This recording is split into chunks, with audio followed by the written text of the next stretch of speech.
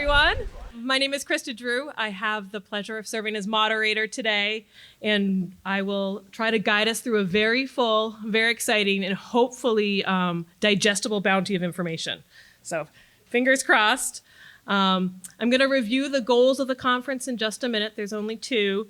And then I'm going to invite Christopher Ostrom from the awesome What team here who's hosting us to come up and share a few things. And then awesome Wellfleet Harbor Master Mike Kavanaugh is going to come up, and then I'll be back to kind of give a quick overview of the day.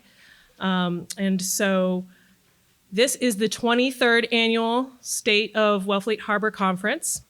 And the goals of this conference, which have not changed to my knowledge, are to inform the citizens of Wellfleet and neighboring towns about the research and monitoring projects that are taking place in Wellfleet Harbor, and to identify citizens' concerns and questions about the health of the harbor that can be used to guide future research. So we have three poster presenters this year. If they could just stand, I just saw Sarah's in the middle there. Sarah Grady, again, senior coastal ecologist, Mass Audubon. Laura Hewitt, and colleagues from Friends of Wellfleet Ponds. There's Laura. Hi, Laura. Stephanie Murphy, Hui C. Grant. Is she in here?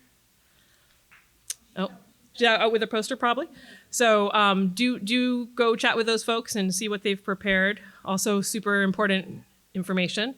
I'd like to welcome Mike Kavanaugh, Wellfleet Harbor Master, to come share a few remarks.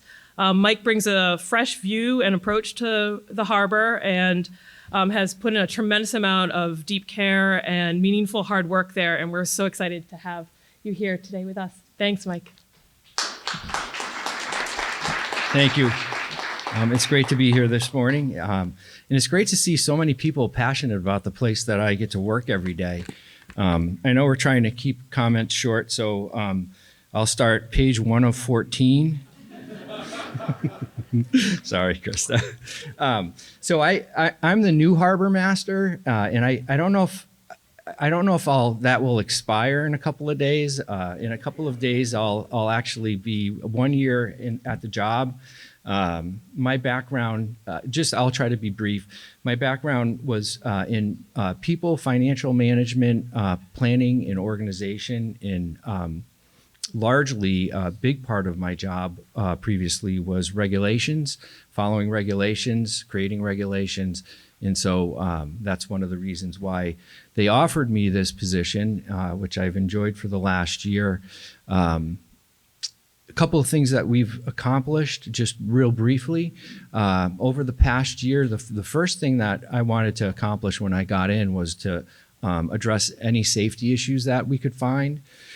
And we did a lot of that over the winter. We replaced 33 docks that were very unsafe, that actually had the blue foam material that is now you can't use anymore because it creates microplastics. We got rid of all of those and put in new finger floats, we call them, with the sealed tubs, which are much more environmentally friendly. We've done things like add stop the bleed kits around the harbor.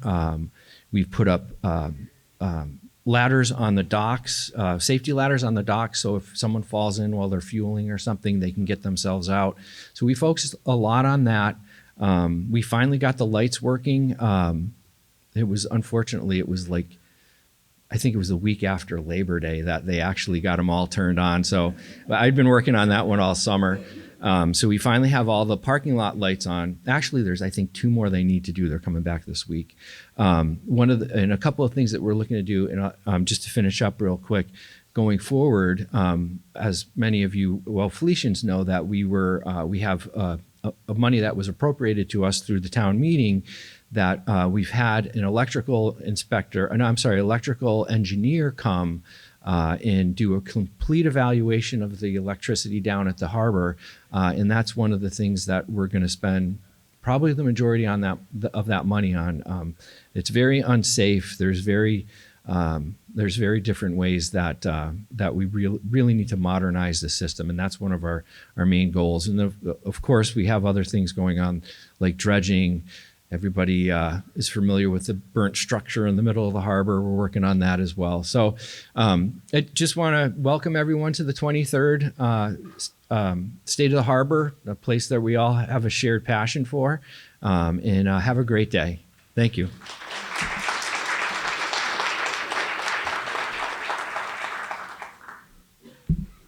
Awesome. Thanks so much, Mike.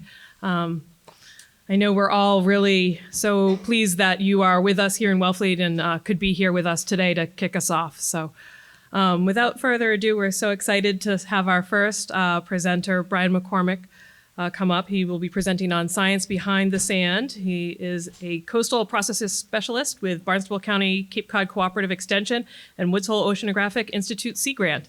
Welcome, Brian. Thank you.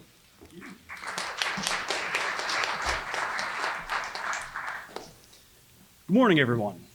I am Brian McCormick, and my title is way too long to repeat, so we're going to skip that for now. But what I want to try to give you today is a little bit of an overview of what to expect at a larger scale moving into the future. And so I want to start with thinking of the beach as a system. It, in and of itself, is, in my opinion, a living, breathing thing. It changes every day with every wave. When the wind blows, the beach changes. And this is something that we all know. Most of us see it every day, but it's the little changes that we don't think about. We expect it and we become almost numb to it. But this happens at extremely large scales. Sand is moving all the time, and it's moving everywhere. And what this ends up meaning is that large-scale features can grow out from all of that sand in what we call littoral transport being shifted around. And so 3,000 years ago, Sandy Neck didn't really exist, but it's all of that sand moving with every wave, every day, the tidal changes that are pushing it along through our shorelines. And so as we move into the future, we have to expect this. And we start to track it out in data that we see today. And so what you see here is LiDAR elevation, with the reds being high up in elevation and the blues being lower. And you can see very distinctly what is from the wind, the waves, that littoral transport, and what was deposited by glaciers. And this one's really cool. If you're ever leaving Provincetown and you see the land rise up in front of you, it's one of my favorite things. That's the glacial formation. I think it's really cool. But I'm also do this for a living, so I also think this is cool. And this is where I lose most people. But as humans, we're curious. We want to categorize things. We want to figure out how they work. And back in 1922, Wentworth did this at a very foundational level.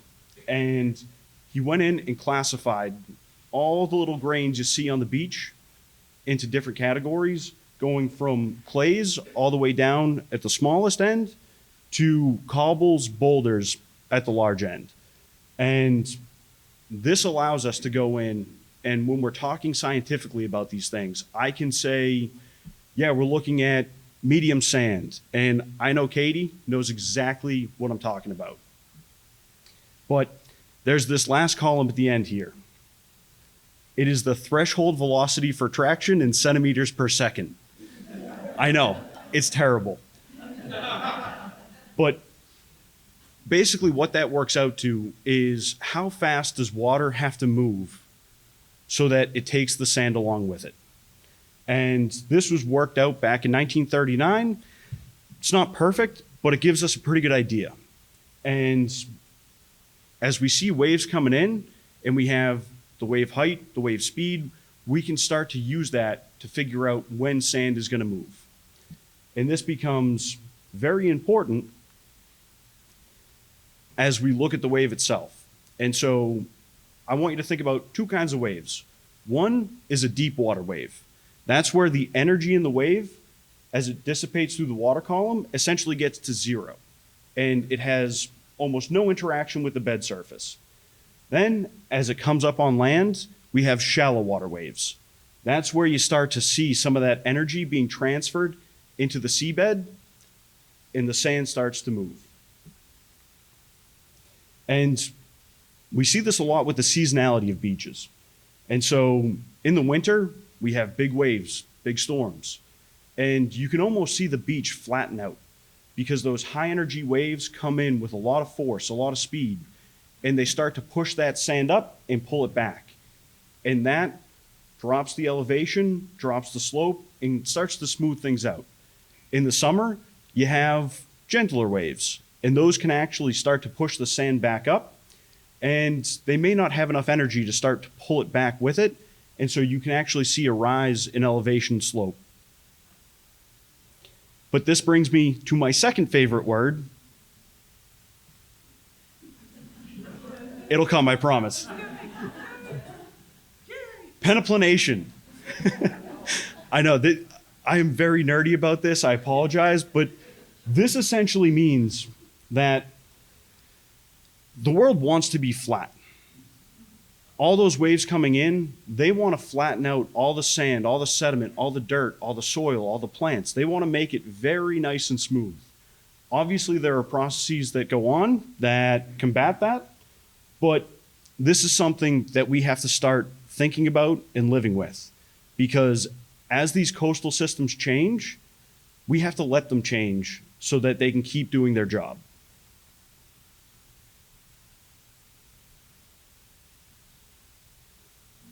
All the while, we're dealing with this. And that water is coming up. And as we just talked about, all of this happens because of the interaction between the water and the sand. And so as those waves that used to interact with the seabed are now a little bit higher up, that energy can reach further up the coastline, get into the dunes, the banks, and start to change even more. In between 1970 and today, we've seen about 8 inches of sea level rise. This becomes an even bigger problem as we look to the future, because even under the intermediate scenario, as we look out to 2100, there we go. We have about 3.5 feet of sea level rise. And this is at an accelerating rate. And so these changes are going to happen faster. And so we have to start thinking about how we live in these systems with them changing quite literally beneath our feet. And so I want to go back to some of the data and see what this looks like. And this is the LiDAR elevation, now just in a grayscale, with obviously those lighter areas being higher up, darker areas being down low. And we can track out where high tide is today. So you just trace out that elevation everywhere on the map, and this is high tide today. We can take that 3.5 feet of sea level rise and build it in. Just take everything and raise it up. This doesn't account for any of that shifting sand, but this helps us build this idea and think about what the future is going to look like. But you might say, well, Brian, those lines, they're pretty close. How much do we actually have to worry? And I want to zoom in because what you end up seeing, there is no red line. And that is because this whole area, by 2100, at high tide, is underwater. And so when you look at this, these are homes, these are businesses, these are critical infrastructure for the town. How do we start to move these, think about these? And a reality that we have to face is this often comes down to the environment versus economics. And these properties are extremely valuable.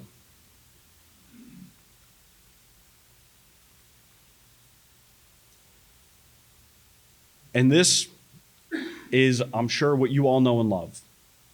And so these are things that we have to think about now, because I know many of you in this room are also looking, I think, what, low tide is at 2 o'clock today? Low tide shifts right along with this. And so all of our jobs, our livelihoods depend on this water shifting, and we have to work around it. And you say, but Brian, that's 2100. It's 75 years away. That's, for me, sometimes I even like to say, I'm not going to be around for that. It's not going to be my problem. I don't have to worry. But I have an 18-month-old niece. It's definitely going to be her problem. And I don't want to stick that to her. I want to start working on it now so that we can actually solve some of these problems. Because it may not be 75 years away. This could be just this week. We saw Jamaica experience catastrophic devastation because of a hurricane.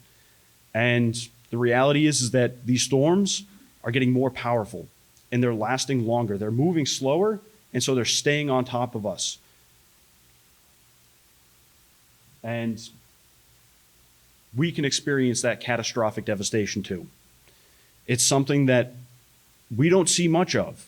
And so we almost become complacent with the reality of storms impacting us. But we do see it. This is back in March of 2018. And that storm surge, the bulge of water above a normal high tide, it was almost 3.5 feet right there. And you can see it last for days in the tidal cycle. And so this is a reality that we have to deal with right now. Maybe not every day, but when this happens, we have to be ready for it. And, oh, I missed it. How do I go back? Awesome. Solutions like this, not going to fix it. These are 36-inch doors. I measured them. That's 3 feet. We're expecting 3.5 feet. We're not quite there. But we turn to things like this. Revetments, stone walls you see. Gabion.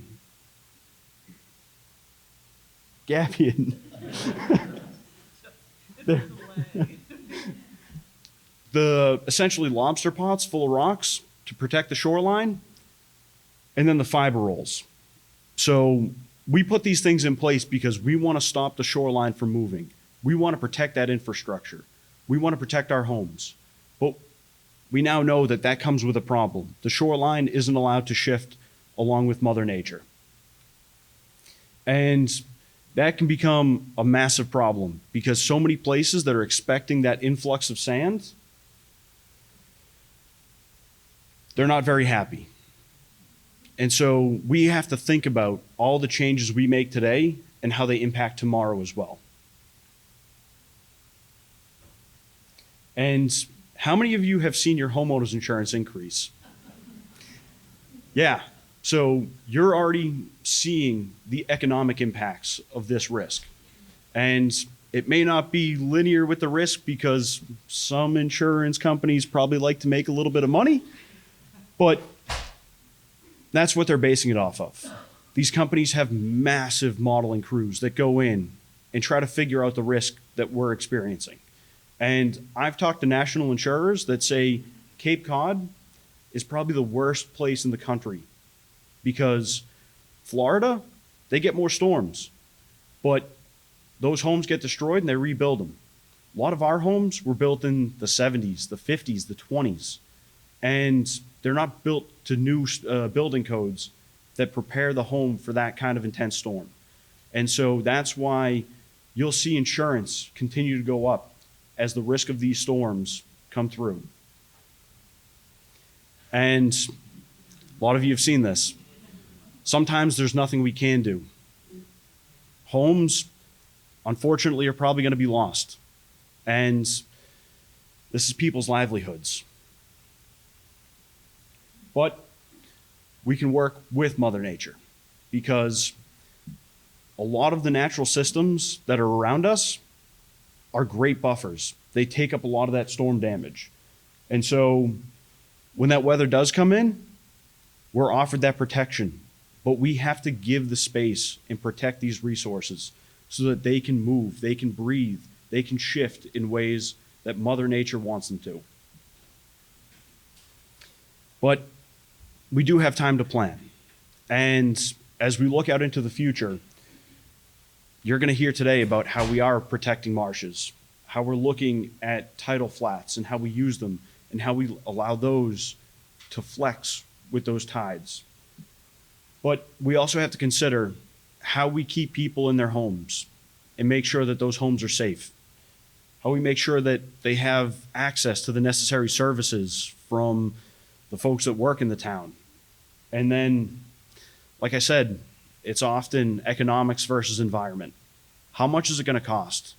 Because rebuilding a home in the same spot that's threatened by water, threatened by storms, we're going to have to ask ourselves, is this the right way to do things? And the answer may be no. And so that rolls back to the property values. And even if you're not right there, what does that mean for the town as a whole? And so planning now is going to save us a lot of headaches in the future, and it might hurt, but it's something we're going to have to do no matter what. And so I hate to be all doom and gloom at the start of the day, but I know from here until noon, we're going to hear about some of the great work that's being done and some of the solutions that people are coming up with to a lot of the problems I talked about. And with that, I want to thank you for the time.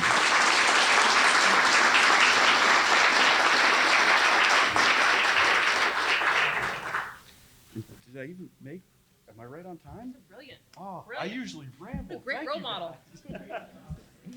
Awesome. Thank you, Brian. That was a great start. Informative and hopeful. Awesome. Next up, we are welcoming Katie Castano, who is the director of the Land Sea Interaction Program for Center for Coastal Studies on stratigraphic investigation of the geologic history of Duck Harbor. Thanks, Katie. Welcome. Thanks so much, Krista. I'd hoped that that had repeated forever, but you saw it. So I am Katie Castano. I am the director of the Land Sea Interaction Program at the Center for Coastal Studies, and I'm here to talk to you today about my favorite example of geology in action, the overwash at Duck Harbor. So you saw it happen, and sometimes it does loop, but today it was still. But you saw the water come pouring in, and I'm sure you are all very, very familiar with the overwash at Duck Harbor. This started in, we got tools behind the scenes. All right, so you can see the water comes pouring in. And so Duck Harbor, this started in January 2021. And what's so unique about Duck Harbor is that this overwash is happening on these fair weather days. As you can see, it was, a beautiful day. I think we had one raindrop. Yeah, there, got it.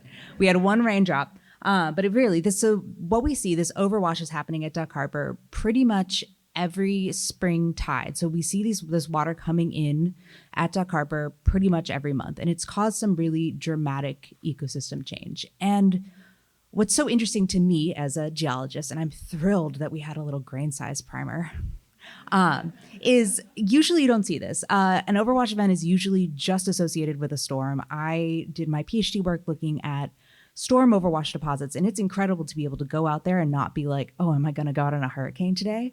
So really incredible way to see how the system's changing, but also just learn a lot more about how overwash works. All right, so my first question, do you remember summer 2021? All right, so that was my first summer here working on Duck Harbor, and I remember saying to my research assistant Eliza Fitzgerald, who was here in the bug shirt, "Is it normally this bad?" And she said, "No." So, if you can remember, Duck Harbor, I feel like this is always the indicator where a lot of salt water came in and it just sat, and as a result, it had this influx of saltwater mosquitoes, which I'm sure you're all intimately familiar with. Saltwater mosquitoes can travel further and are more hardy than your regular mosquitoes. I didn't learn until I started this that there are different kinds of mosquitoes, but they're not. They're also not considered any sort of vector for disease, so they don't trigger any sort of public health response. So, with that understanding, let's go back to the 1800s. So Duck Harbor, aptly named, was at some point a harbor. So you can see it was, it's part of the Herring River floodplain, and you can see that it was originally open to Cape Cod Bay. In 1909, the dike was built at Chequesset Neck Road, and you can see that the system has started to change. And so we can see this is the 1880s. By 1941, Duck Harbor had pretty much shoaled off. There's been some discussion, was it a natural shoal versus was it a human aided diking? And our understanding, somebody did some big digging, maybe it was John, did some big digging in the depths of the literature and found that it was actually a man-made finishing off of the job. So this really changed the system. And kind of the Duck Harbor beach that I'm sure many of you grew up knowing and loving, beach, dune, kind of traditional system. Today, this is from October 2021, but will be even more recent. So just wait, and then we'll go really old. So just to give you a sense. But we can see here that overwash has killed that whole area of trees, that dark area. Oh wait, I have I'm unstoppable today. So this whole area, this is just the tiny little washover fan right here. This is in 2021. It's since gotten a lot larger. And this whole area was cleared by the Park Service in 2023 because all of the trees were salt killed and they died. So to show you a little bit more about how this goes, just to give you a little bit of background, this is, again, when we first started studying this, we were really, really interested in just how are these processes working. And what was so interesting to us is we had, our water level logger in the back basin that told us, was there an overwash event? Was water getting from Cape Cod Bay into this low-lying area? And then there was a water quality station about a mile away that was already existing in the Herring River, the high toss station. And so I want you to think about that blue and the red. And remember that distance between the two is about a mile. So, but the big thing that we found was, again, every spring tide, and especially every perigean spring tide, we're seeing water get into the system. And then we're seeing it have impacts about a mile away. So again, the blue here, that's our water level changing. And so every time we see that spike, that means the water has come into the back basin. And then the red is the salinity about a mile away in that Herring River high toss station, which is traditionally pretty fresh. So when we see that big spike of salinity, we know that that's water coming in, I had it this direction. All right, to give you a little bit of an earth science primer, you're learning so much today. Perigee, if you're not already familiar, is when the moon is closest to the earth in its monthly orbit, and a spring tide is when the moon is in alignment with the sun and the earth. And they're both on cycles that are a little bit off from each other, but when they align, we actually see that that's when we get our highest overwash, and some of our salinities here, our salinity even, I think this is the January 2022 storm, it's reaching almost 30 parts per million. That's salty. That's almost the ocean. So to give you a sense of what this is looking like now, the January 2024, I'm sure many of you remember, very dramatic. This is an overwash event that happened after a storm had gone through. So there was some surge in the system, but we can see that the flooding was really dramatic. We're seeing just a ton of system change. And for folks on Bound Brook Island, that was a really big concern, obviously, because the flooding was impacting their ability to get to and from their homes.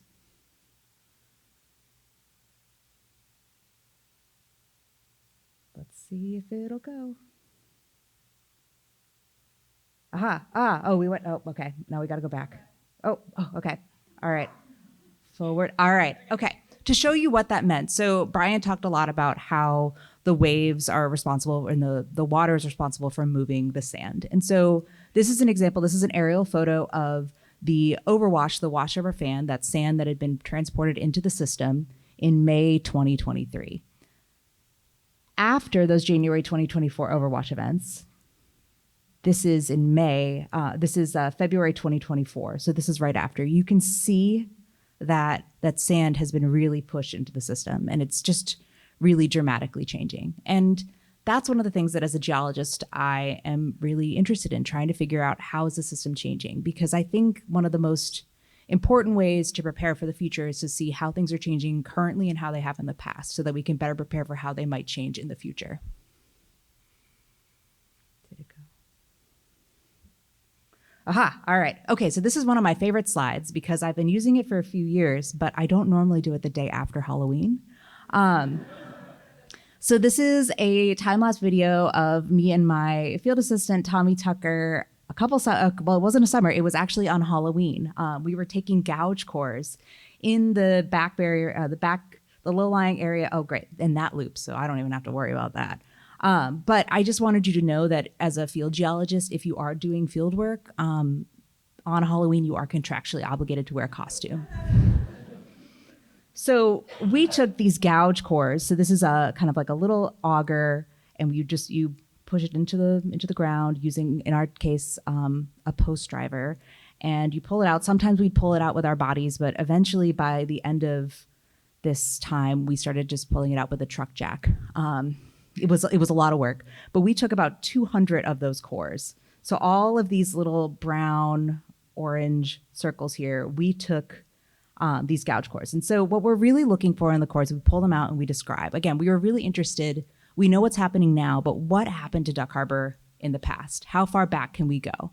And what we were looking at, thank you, Brian, the best setup I've ever, it's like I paid you to be here, is we're looking for these changes in grain size. So that indicates a change in energy. So we have this sand here, and then this is the clay. And that indicates we're going from a low energy environment to a high energy environment. So whether that's a storm event, whether that's, it was largely a storm event or a major change in the geomorphic system.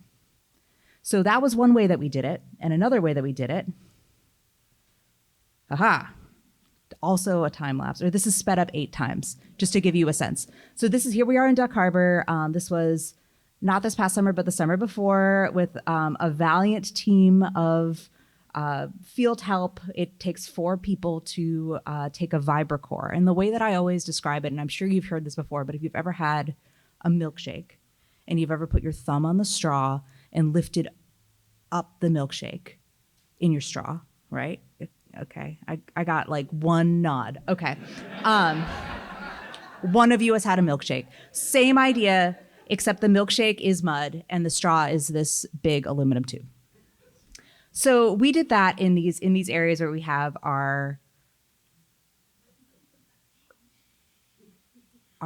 teal circles, and we bring them home and we get to do a lot more analysis on them. And again, they're a little bit more time intensive to do, so we don't do them across the whole area.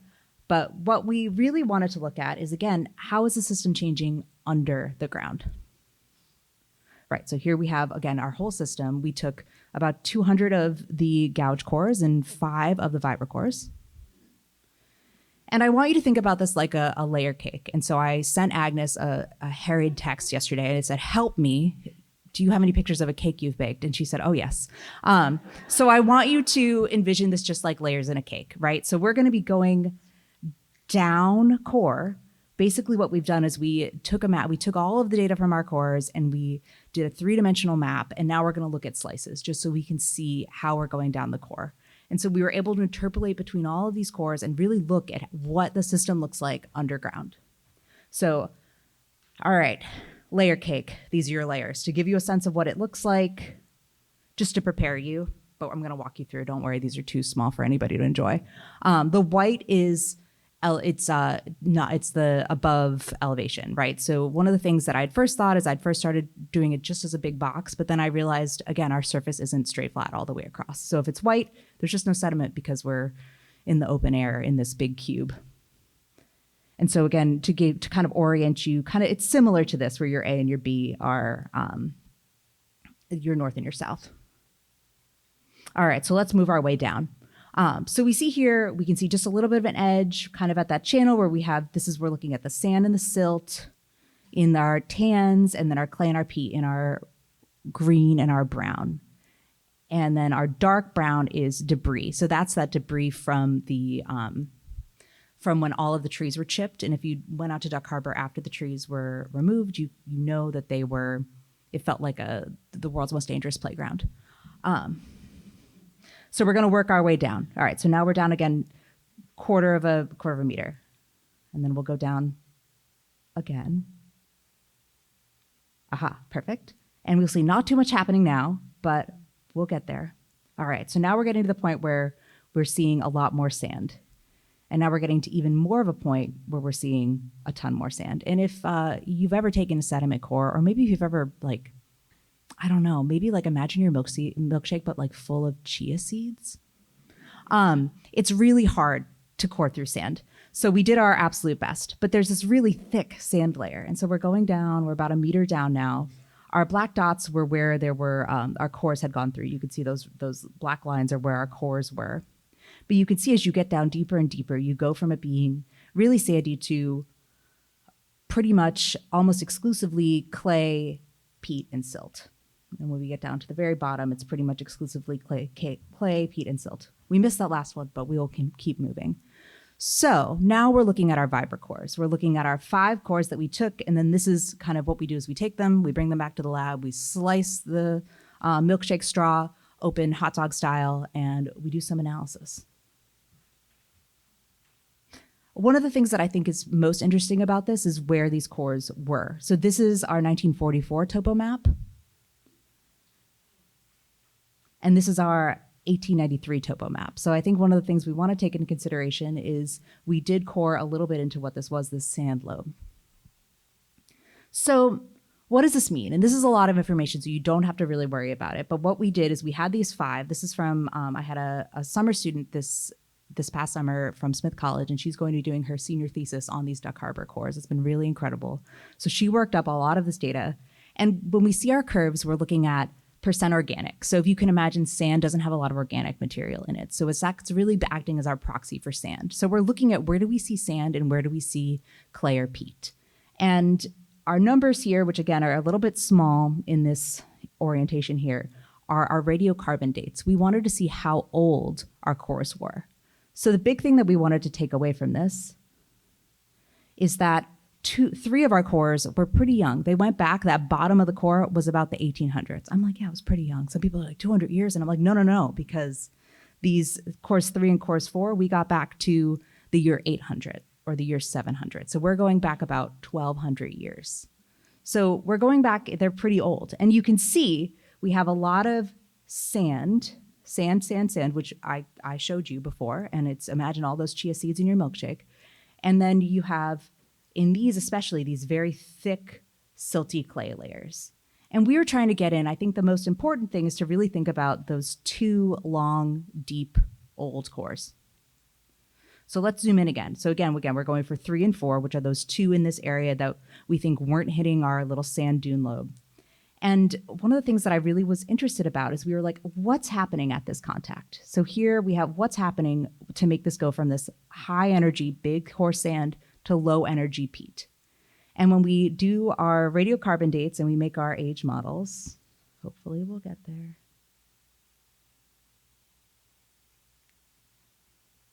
Aha, perfect.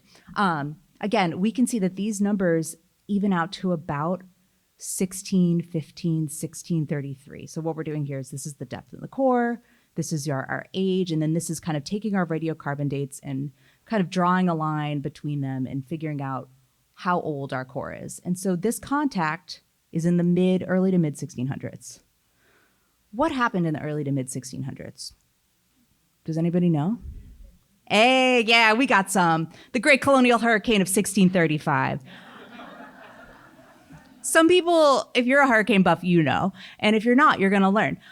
So what's so interesting about these hurricanes, right, is we don't have as many story, or we don't have as much record of them, right? It's not like we have satellite records. And a lot of them are from diaries. And this is from William Bradford. And they're talking about how, the southward, the sea rose 20 feet. The marks of it remain 100 years in these parts where it was most violent. They're saying this was a huge, fearful storm. And it made landfall as about a Category 3 storm, which is equivalent to the 1938 hurricane, if maybe more people are hurricane buffs in the last 2 centuries. And to give you a sense of what this looks like, hopefully this will go, but maybe I have to hit go again. Aha, all right. So this is a slosh model. This shows you what waves and storm tides look like. And so this is the 1635 hurricane, and it's going a little slow, but we'll just build the anticipation. But we're seeing this hurricane is coming up. That's kind of our wind. And then let's see, here we go. Here it comes. And then this is the most interesting part back here. So you can see that there's this focusing effect in the arm of Cape Cod and Cape Cod Bay. And so to zoom in a little bit on that, we're seeing that this area, 1635, the area of Duck Harbor and Wellfleet Harbor especially, experienced storm tides of 5 or 6 feet. It was really, really dramatic. And so not surprising that a good portion of sand was deposited in Duck Harbor and may have caused even more dramatic landscape changes due to this really incredible storm that we have pretty limited records on. So to conclude, this is, again, a really rare opportunity to study overwash events in this non-storm setting. This is a cute picture of me and Tommy in Duck Harbor. You can see, I think the most important thing is you can see all of the salt marsh vegetation that's starting to come in. But then also you can see we're in our waders and our bug shirts, and one of our cores had gotten stuck. After this, we started using the truck check. But one of the most interesting things is that our stratigraphic evidence suggests that the 1635 hurricane caused a major change in the geomorphology of Duck Harbor. And really, all of these things that we're learning about Duck Harbor will provide us with really important lessons for the Herring River Restoration Project. And ultimately, understanding how the system changes in the past will really help inform how it will change in the future. Thank you.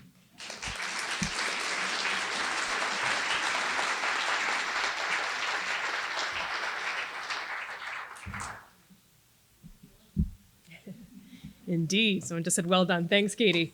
So awesome that you continue to share your findings with us. So important.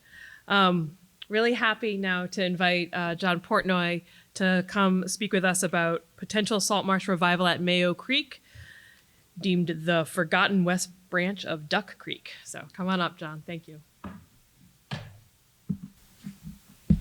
Thanks, and good morning. Okay, I'm going to be talking about Mayo Creek, which is actually part of the Duck Creek system. Mayo Creek is this marsh area right here, outlined in red, originally an 80-acre back barrier salt marsh. Here's the barrier beach, which now has Kendrick Avenue running across the top of it. Here is Duck Creek and the marina, just to get you oriented. Duck Creek generally gets full tidal forcing. The railroad went across with a trestle rather than a solid filled dike, so that the marsh persists up here. Mayo Creek has a very different history that I'll get to. These are the alternate titles for my talk. The first one is very familiar to everyone, from Joni Mitchell. Here's a corollary: you don't really know what you've lost before you were born. And Mayo Creek is an interesting example. It's an appropriate example because it's really hard to value something you haven't really experienced, and none of us lived long enough to remember the salt marshes around Wellfleet Harbor before many of them were diked off from the marine environment. This is, of course, Duck Creek that we all know and love.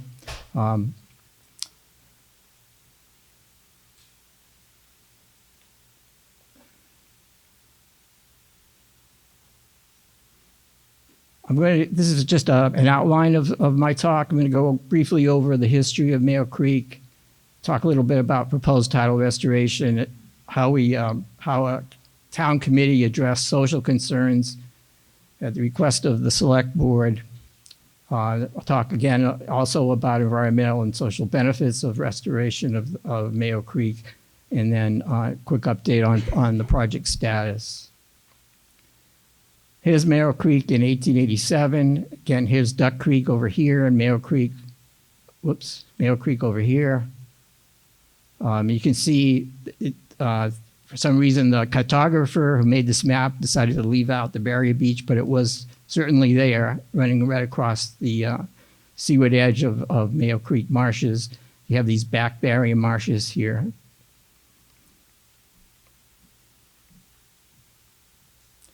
A little more orientation. This is the Mayo Creek marshes here. the Back Barrier Marsh, Barrier Beach here. Again, this is 1887. And then just scaling from this 1887 map, which is actually quite accurate, the inlet must have been about 100 feet wide before the system was altered. We have some historical photographs, fortunately, from the Wellfleet Historical Society, and here's one taken from, this is Holbrook Avenue, where the house Morning Glory is, looking across south toward Mayo Beach, and here are the marshes between Holbrook and Mayo Beach. Here's the Mayo Beach light right here, and I think this is the Chequesset Inn. But you can see that originally, before alterations, Mayo Creek was 80 acres of mostly salt marsh. Not so much creek at high tide and mudflats at low tide, but really extensive salt marshes with a very intricate network of pools and tidal creeks. Another historical photograph from 1800s show the bridge. A bridge was built across Mayo Creek at the mouth. This is Commercial Street here in the same place where it is today. And another shot of the bridge from a different angle showing the bridge right here. The bridge was about, the span of the bridge is about 40 feet wide. So we went from 100 feet of natural inlet width to 40 feet when the bridge was put in place.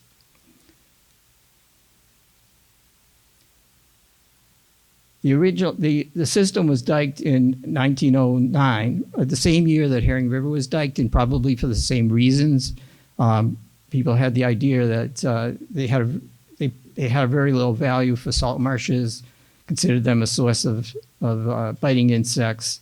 Coastal wetlands had no value at that point because of the way they had been previously treated. So this slide shows the original extent of the Mayo Creek marshes in blue, and then the area of extensive fill that occurred in the early 20th century, circled in red. From an 80-acre salt marsh, after the alterations, we're left with about 40 acres of wetland. Practically none of it is real salt marsh. Shoreline change mapping by the Center for Coastal Studies shows pretty much the same thing. This shows the loss in red of salt marsh in the Mayo Creek system. It's extensive. The dates are 1933 from 2008 to 2018, but actually the loss of the marsh was set in motion in 1909 when the tides were originally cut off.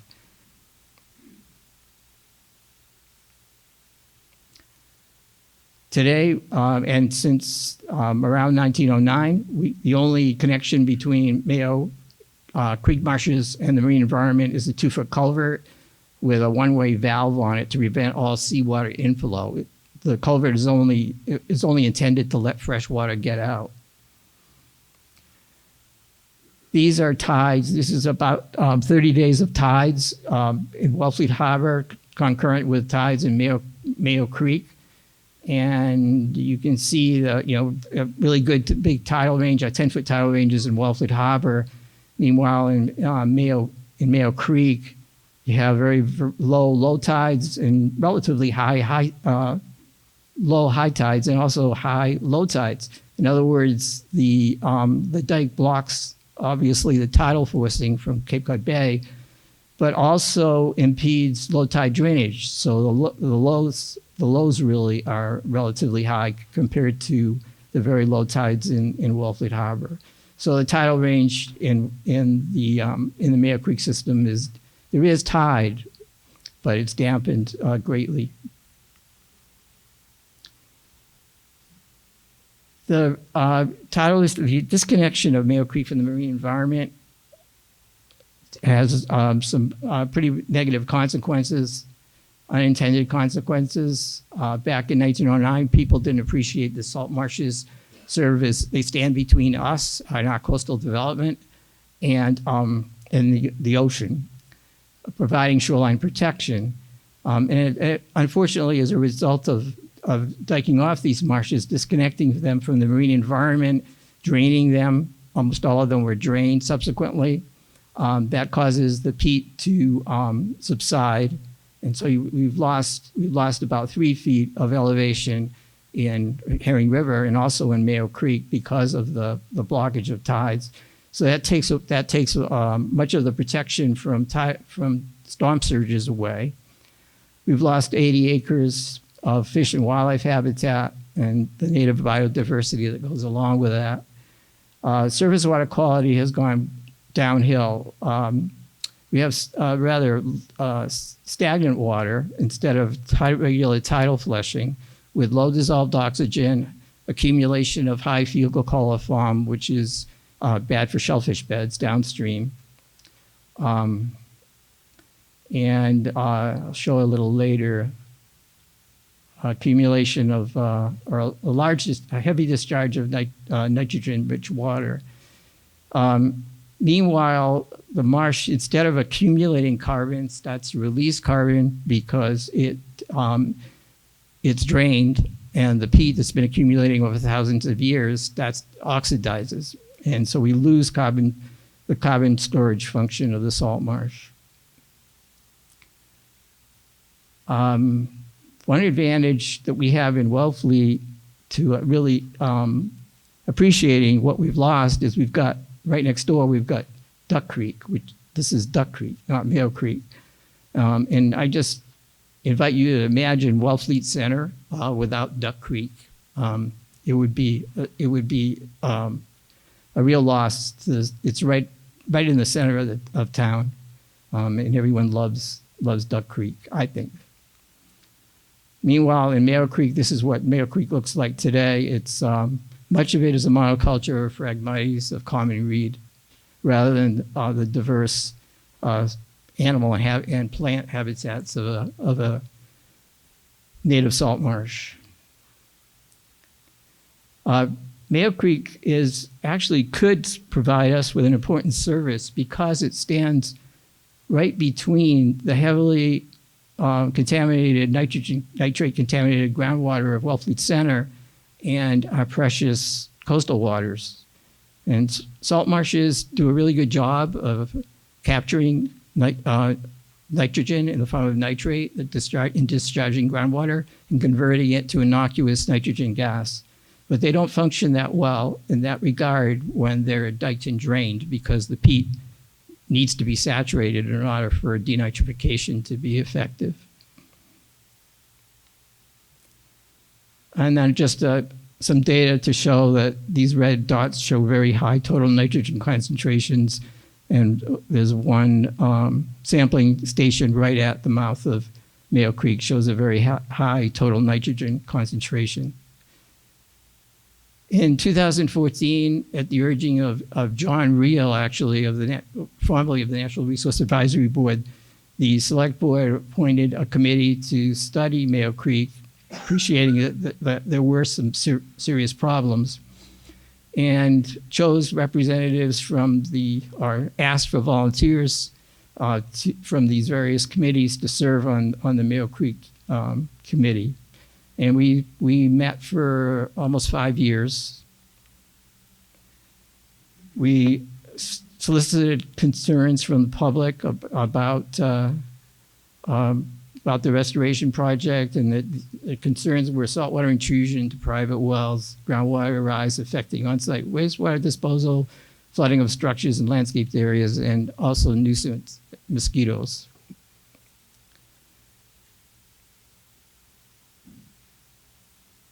Now, this is a very busy slide, but I just want to point out a couple of things. This shows we surveyed these elevations. The tidal range in Wellfleet Harbor is shown in red.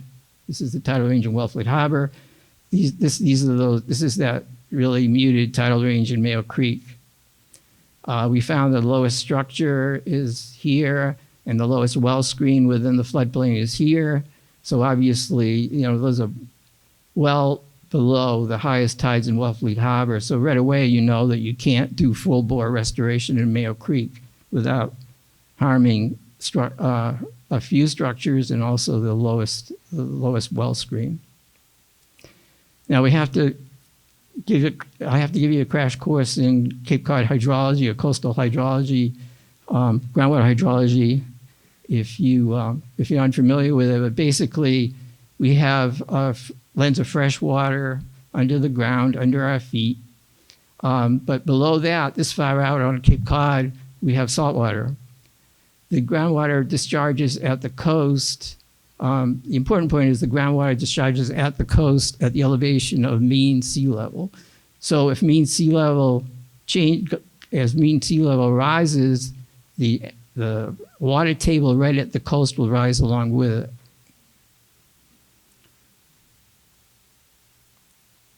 As long as mean sea level is not altered, then something like tidal restoration will not affect groundwater levels or groundwater quality. Remember, one of the concerns was that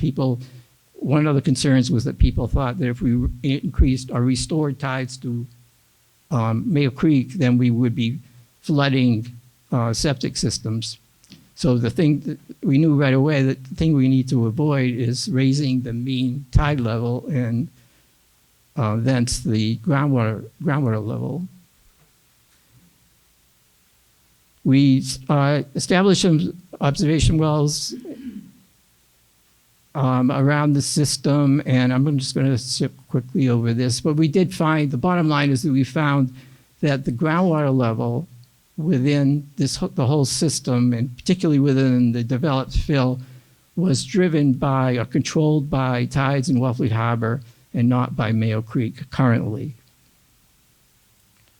We put in a deep well with funding from Mass Bays and the Mass Environmental Trust. We put in deep wells to assess the subsurface and encountered this clay at a certain depth.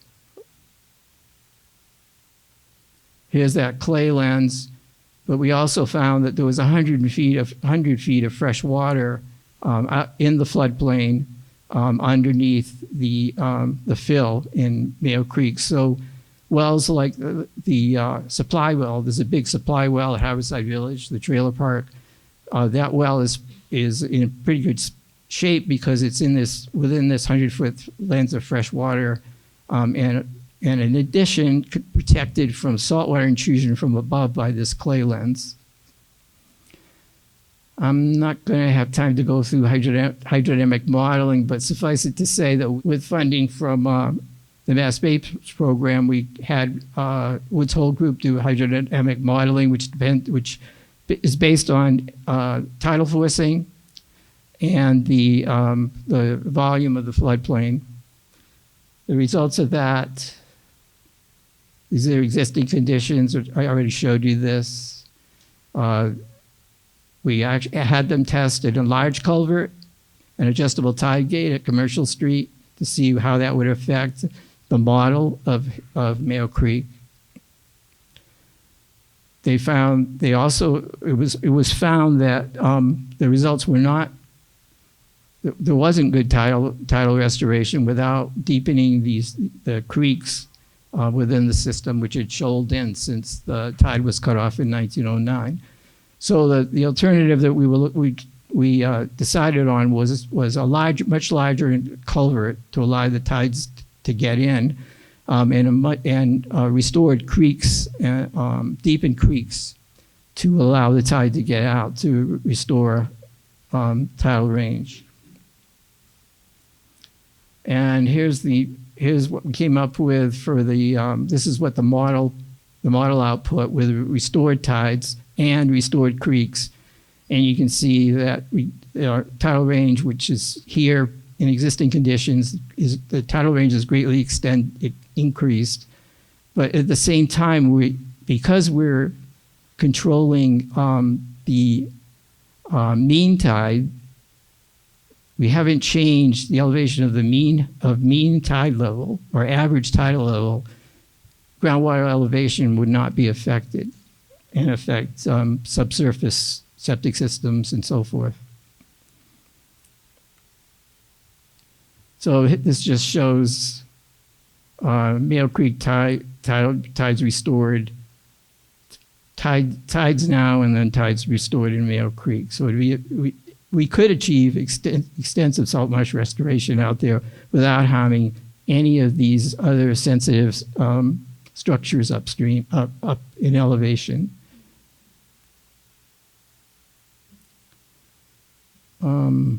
Let's see if we can go back. Okay, benefits of tidal restoration include 20 to 40 acres of salt marsh restoration, no flooding of property or infrastructure. Increased tidal flushing has a lot of advantages, including restoring aerated seawater, reducing the concentration of fecal coliform, and improving nitrogen mitigation. Restored tides will also restore the import of sediments so that marshes can accrete, and will restart net carbon storage instead of carbon loss. Restored tides would also result in less yard flooding and less mosquito breeding. Less yard flooding, particularly after a heavy rain event or an overwash event, which will happen. Currently, with only a 2-foot culvert, the system would take weeks to drain after a major rain event, or it does take weeks to drain. Whereas, or with an overwash event, it would take weeks to drain. Whereas with a new enlarged culvert, it would drain in days. Regarding mosquito breeding, we did get support from the Cape Cod mosquito.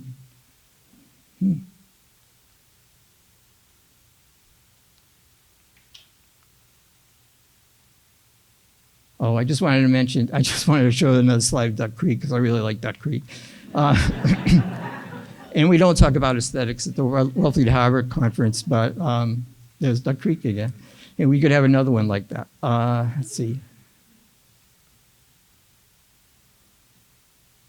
The recommendations to the select board, our recommendation to the select board were to obtain funding to support these things. I'm not going to go, you can read as well as I can. However, there's been we presented our report to the Wellfleet Select Board in 2019, and the Select Board accepted our report. And I still don't know what that means exactly, but there's been no action.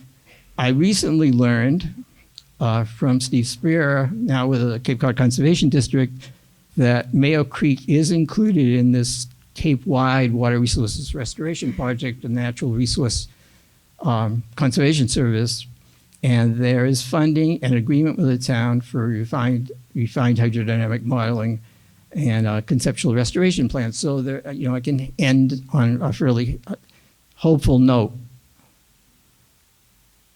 I just acknowledged the funding from the Mass Environmental Trust and the Mass Base Program. Got technical help. We got technical help from Cape Cod Commission hydrologists, APCC, and Cape Cod National Seashore loaned us equipment and gave us some good advice. And then I'm just listing the people who labored along with me on the restoration committee. Besides John Reel, who's been carrying the torch for Mayo Creek for many years, Jake Puffer, Walter Barron, Patrick Winslow, and me.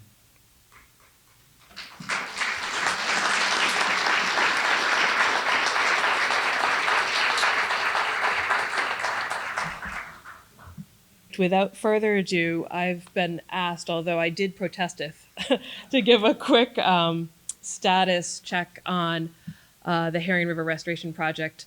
I serve as the executive director of Friends of Herring River. We have been in existence as a nonprofit organization since 2009, based right here in Wellfleet. So, as I said, based here in Wellfleet, folks hopefully know that the Herring River Restoration is co-owned by the town of Wellfleet and the National Park Service, Cape Cod National Seashore. The acre, all told, is about the estuary, all told, is about 1,000 acres. It was very productive salt marsh. John talked about salt marshes, became, significantly degraded intertidal habitat. So it took decades of planning and permitting. Folks have heard several people talk about this, I'm sure, over the years, and myself at the prior conferences. And so the objectives remain the same, though, to remove tidal restrictions, replace key infrastructure or build new infrastructure. And initially, phase one, which is where we are now, which is the construction phase, which began in March 2023, the outcomes here is to in time, incrementally restore tidal flow to about 570 acres for ecological, economic, and recreational benefits for all of us, our neighbors, our children, all that. I'm going to spend my brief time addressing kind of the frequent current questions we're receiving. Again, as kind of the on-the-ground nonprofit, we do get a lot of inquiries when we're out and about in the community and at our office, and that's great. A lot of folks are asking about project funding and cash flow, impacts from the federal shutdown. Again, National Park Service is the co-owner of this project, how the construction work is going, any more information about that berm removal project. There were folks who received a notice recently in the mail if they were in a butter of the floodplains in the area, and what's being monitored and what's that I see out there. As I mentioned, again, project co-owners, we have a tremendous team of folks who we meet together every week, every Wednesday as an entire group, and then we have several work groups that are meeting. I'm listing here our funding partners. They're truly our partners in the work, and so that means, even though this has been a time of heightened uncertainty, we continue to have sufficient cash to continue the construction work that is happening and what is planned to continue to step in that direction. We do a tremendous amount of contingency planning and discussion all together with our funding partners. I think we're really fortunate to have them be truly partners in the work. We're fortunate to have Apex companies representing the town of Wellfleet for all the construction work. My team is representing and leading all the non-construction, and then Ridley and Associates, Carol Ridley, for project coordination. And so, do we miss our partners due to the federal shutdown? You betcha. They typically would be with us every week in these meetings, making discussions, looking at the science, thinking about next steps, helping us in the contingency planning. Also directly out in the field, they are partners with contracted folks that we have who are doing a lot of monitoring work, which is absolutely essential. And so we're housing a lot of supplies at our office right now. I see a couple of people in the room who are helping us get through this strange gap. But yes, we do miss those folks. We tend to not speak on behalf of what's happening at the National Park Service, but it has not stopped the progress or the schedule overall in the big picture. Folks have seen this in a variety of ways. I was glad Katie and John both kind of mentioned the restoration. So a lot of folks also ask us about vegetation and upland trees. Nothing imminently planned here. Katie referenced that 125 acres of salt-killed trees there in Overwash. Phragmites folks are asking us about as well. So all along it's been the plan to figure out the best timing and the best methods, and there are many of them, for when and how to cut that Phragmites prior to the inundation once there is an increased volume and flow of salt water. And so we are in some very interesting structured decision-making processes right now about what that's going to look like. I mentioned we're in the construction phase. On the right-hand side, you can see all that entails, right? 3 water control structures, the low-lying road elevation, mitigation on the private properties, which includes Chequesset Yacht and Country Club, veg clearing, the berm removal. Got to keep rolling here. This is the Keystone piece. If you have not been down to Chequesset Neck Road recently, have not seen the bridge water control structure there, I would say run, don't walk. It's spectacular, and it really looks like a real bridge. 200 feet wide, 17 gate panels, right? So folks have been hearing all of this. Important in terms of status as of today, there's been no change in tidal flow. That's planned, that's intentional. That means things are going well. The team is just completing a water control submittal, and so that means that after the construction of the bridge and the water control structure is done, that they'll be returning it to the existing conditions or the conditions that it had been out in terms of the amount of flow and exchange prior to the beginning of the construction work. And then the Herring River Executive Council will actually be making the decision on how, so at what pace and at what openings will the tide gate for that initial 3 years, will they be open? So the target is still 1.8 foot water surface elevation, mean high water. And so again, it's the what is known, what we're trying to achieve, it's the how, and this is again planned, and so that's going well. So in upcoming months, there'll be more clarity there. And what I wanted to say, and this is a big celebration, it is 75% done. So,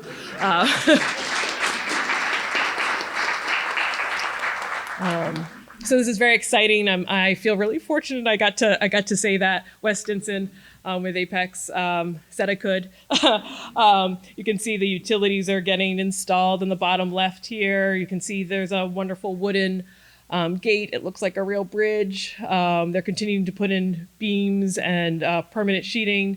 So 75% done. Target for the sufficient completion of this is early summer 2026. So early summer months. So pretty awesome. And then they will need to monitor and then eventually remove that temporary bridge that runs alongside it. That's what you're driving and walking and biking over right now. Also, awesome, big, exciting news. At Mayo Creek, the water control structure, the funding, the contracting was all led through National Park Service. It was sufficiently completed, done, and is in operating drainage-only mode right now. So there's 5 slide and flap gates there. So that's super exciting. They were on schedule. It's done, and it finished before the shutdown, which was great. And we'll soon see a certificate for partial completion from the Wellfleet Conservation Commission. I say partial because it is a piece of the overall project order of conditions. And so that's an exciting milestone for folks who have been at this.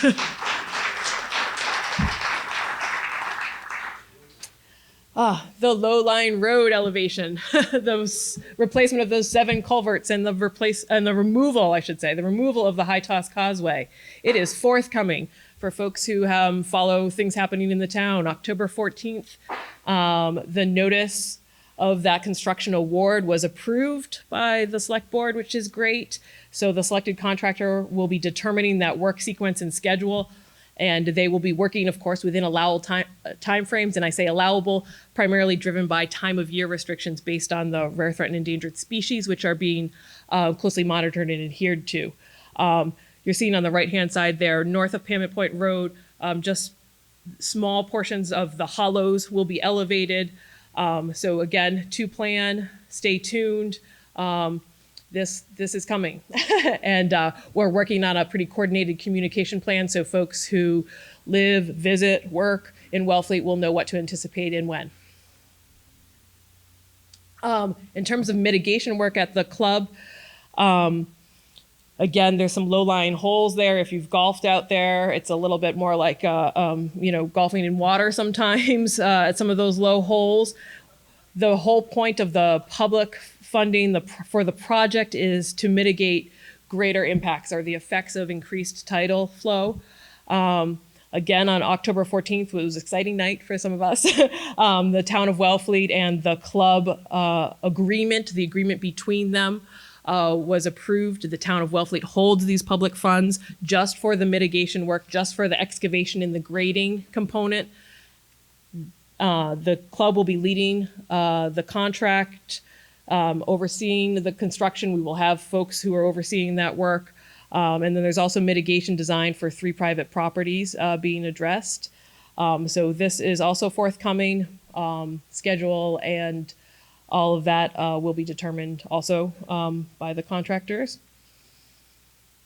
Berm removal, I mentioned, some folks received a mailing. So the berms, just to be really clear, they're on the west side of Herring River upstream. So they are outlined there in red. This is about 10,000 cubic yards of material that when they straightened the river was excavated and piled up. The top right photo there is a picture of one of the berms. It doesn't look very bermish, but it is. They're out on the floodplains, and you can see, of course, that's one of the areas where the upland trees have been removed, and you can see the wood chips there. So about 10,000 cubic yards of berm material will be excavated, and about 3,000 of that 10,000 will be placed on the marsh, and that's what the picture on the bottom right is. That's a part of that area where some of that material, which is being tested and carefully managed, will be placed. And that is a salt marsh restoration site. And so that's very exciting. That's kind of the point of the project overall in many ways, right? Is to return the tidal flow, but also to have a healthy, vibrant salt marsh. Last but not least, in terms of what's being monitored, a lot's being monitored, a lot of data collection, a lot of effort, a lot of contracted services and skill. Folks are asking about modeling. There are two groups. One's doing environmental fluid dynamic code. This is Wood's Hole group. They're updating with data, including Duck Harbor overwash and many scenarios of gate openings and all of that. And then we have folks who are also doing some 3D Delft or Delft 3D. I can't remember the order. We'll have all those results in spring of 2026. That's super important. How far is the water going to go? What's going to be the salinity? All of that is really helping to inform the adaptive management component of all this work. You can see here water level quality. We've got 5 monitoring stations. That's what the top right is. People ask about that sometimes. All of those are the parameters that are being measured. We have nearly continuous data coming in all the time. It's available publicly. We're going to try to have a better interface soon. Sediment, we're doing some new things this year in terms of looking at the elevation, ponding, where's the water like retained, where's the sediment in the water column, is it suspended, is it moving? And then, of course, always rare, threatened, endangered species. That's eastern box turtle is one of the transmitters on it. We have a team that goes out every 2 weeks. So that's what's happening. Just a snapshot. It's a lot. Happy to answer questions in the break or some other time or track us down. Thanks. I'm going to invite folks to come on up. Thanks so much, everyone. All right, Brian, I see a couple for you, and since you are our first, I'm going to ask you first, if I may. Will all or some of Commercial Street in Wellfleet be underwater in future models of sea level rise?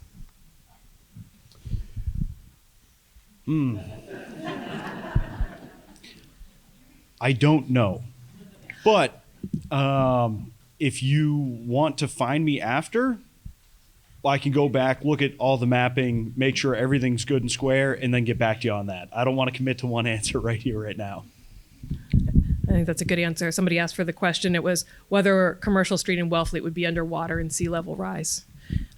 Brian's going to think about it and follow up with him after.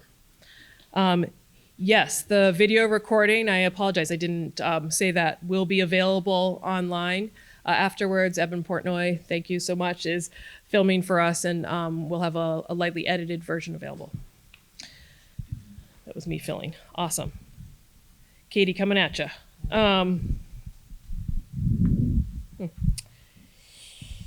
Any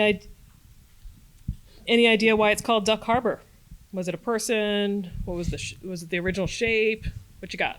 Oh, that's such a good question. John, do you know? Not to pivot. I just assumed it was because there were lots of ducks there. You know, I go out there pretty regularly, and I do see a lot of ducks. There are a lot more ducks now that it's salt water. Fair enough. Also, Katie, maybe one that might be a little bit. All right, during 2029, maybe 2019, we saw huge overwash events. Roads flooded. Duck Harbor held a ton of water. 2025 was much different with less flooding. Is this just the result of differences in tides and storms? That's a great question. I would love to clarify with whoever asked that. Maybe if we're saying 2019, like before we saw our major overwash in 2021, or are we saying that you've seen the extent of the overwash just looking different? I interpret it as it's looking different. I don't know if anyone. Okay. Well, great. So, and you can always come and talk to me afterwards too. But in terms of it looking different, I would say especially after the swarm of biblical proportions of mosquitoes. In 2021, there was a lot of really intense action by Cape Cod Mosquito Control. So there was a lot of clearing out of the ditches that had been there that had been kind of infilled so that the water could flow a lot better. And the removal of the trees also aided in that flow of the water to really go from Cape Cod Bay through Duck Harbor and then into the Herring River and then eventually out the mouth of the Herring River. That's awesome. And that answered the next question, was about whether the Herring River flow would connect with Duck Harbor. Yeah, I mean, that's ultimately the plan. And our thought is that as the restoration with the Herring River continues, it will eventually connect better, and the flow and the exchange of flow will be increased through Duck Harbor. So it will actually reduce the flooding associated with Duck Harbor. Yeah, great. And I would add too, and that's why some of the, why the berm pilot project is occurring as well, to get some of those impediments out of the way off the floodplain so the water can dissipate. John, Portnoy, a couple for you, if I may. Was Mayo Creek connected to Upper Pole Dyke wetland at one point at West Main Street? Yeah, that's a really good question, and a lot of us, a lot of the scientists who worked on Herring River wondered about that, and I can't find any map that shows the two connected, even though it's just that narrow neck of land where the library is that separates them. So, and I've found no reference in town meeting records, so it appears like they've always been separate, but there may be evidence out there. I just don't know. Okay, thank you. John, two more for you, if I may.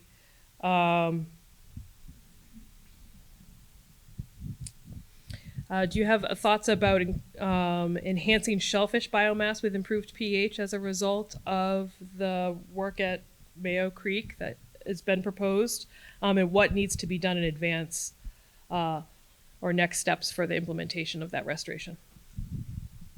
Well, there'll be an increase in pH, which is good for shellfish. Salt marshes, when they're diked and drained, release a lot of sulfuric acid, actually. So you can create a lot of acidity just by diking and draining a salt marsh. Herring River is sort of exhibit A of that problem. It's an area of acid sulfate soils, if you want to look that up in your soil science book. What was the next question? What needs to be done in advance of the implementation? Next steps. It appears that the next step will be taken under the Cape Cod Resource Restoration Program funded by the Natural Resource Conservation Service. And I've been told that their next step is to refine the hydrodynamic modeling that has been done, that we had done for Mayo Creek, and then to develop a conceptual restoration plan for the town.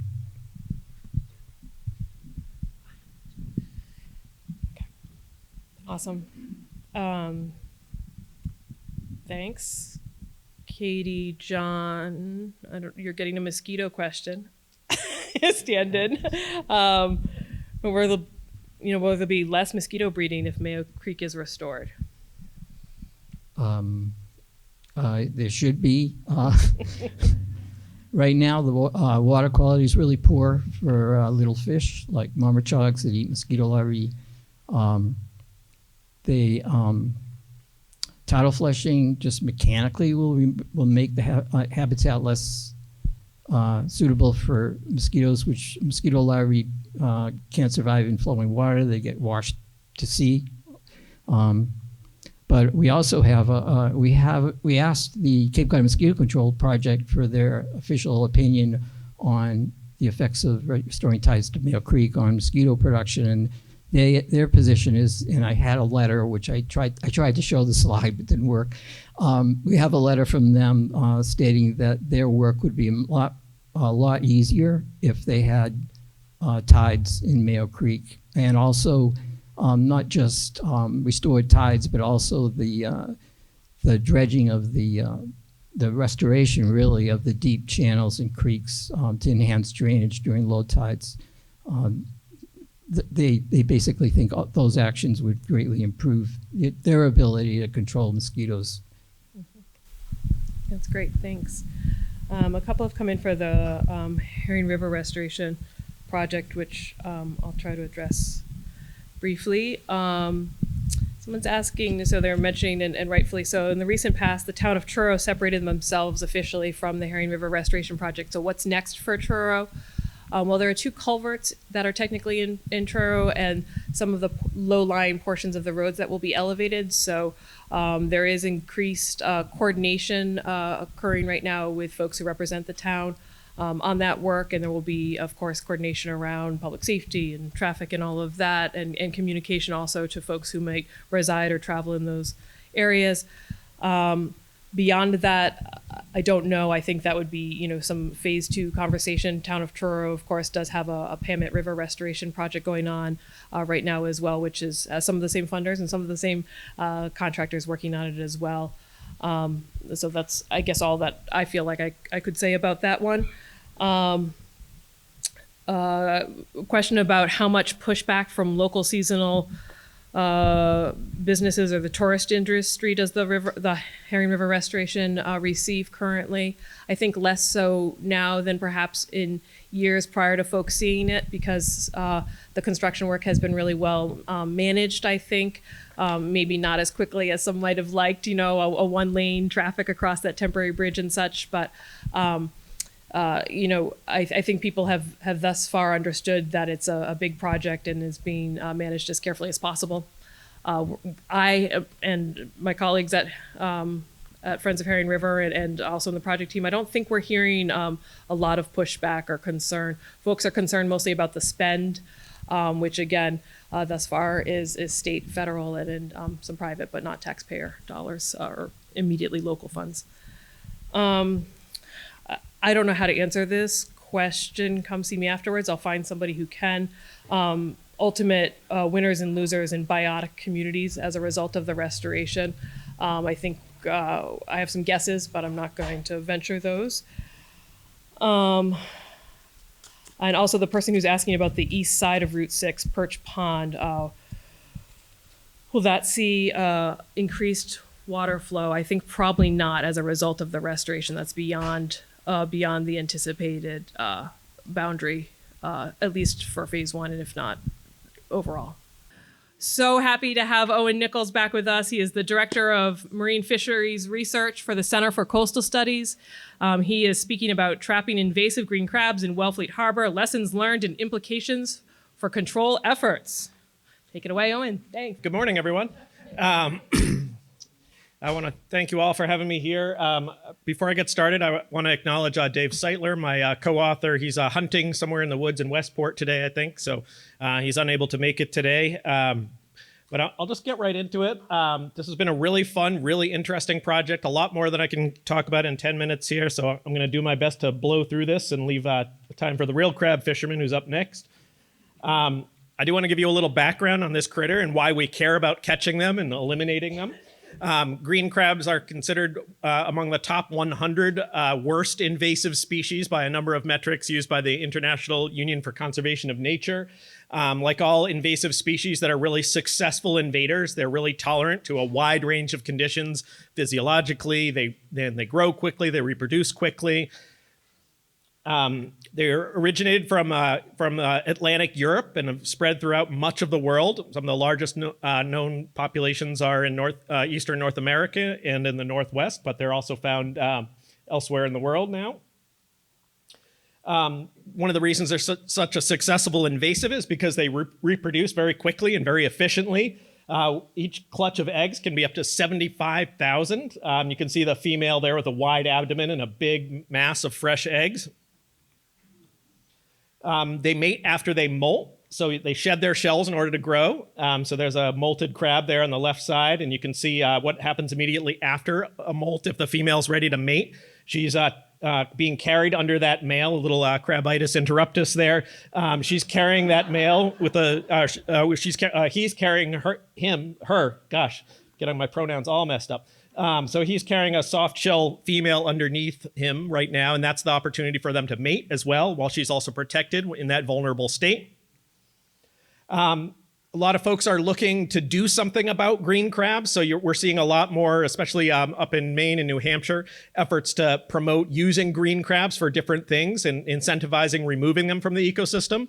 They've arguably wiped out the softshell clam fishery in Maine.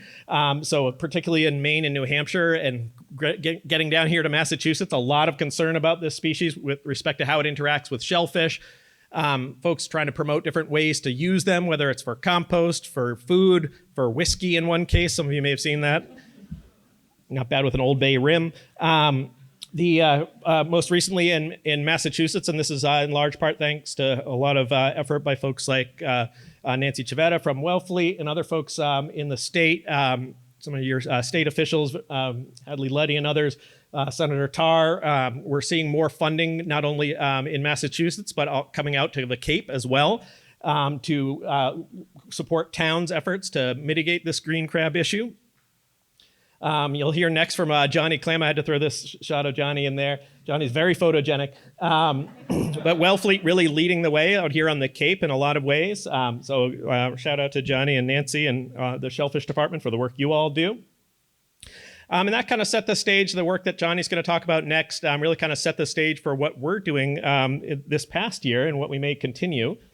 This is a project that started in Dave Seitler's mind, my co-author, and he actually wrote the first proposal to the Wellfleet Oyster Alliance, also a co-sponsor of this meeting. And so thank you to the Oyster Alliance.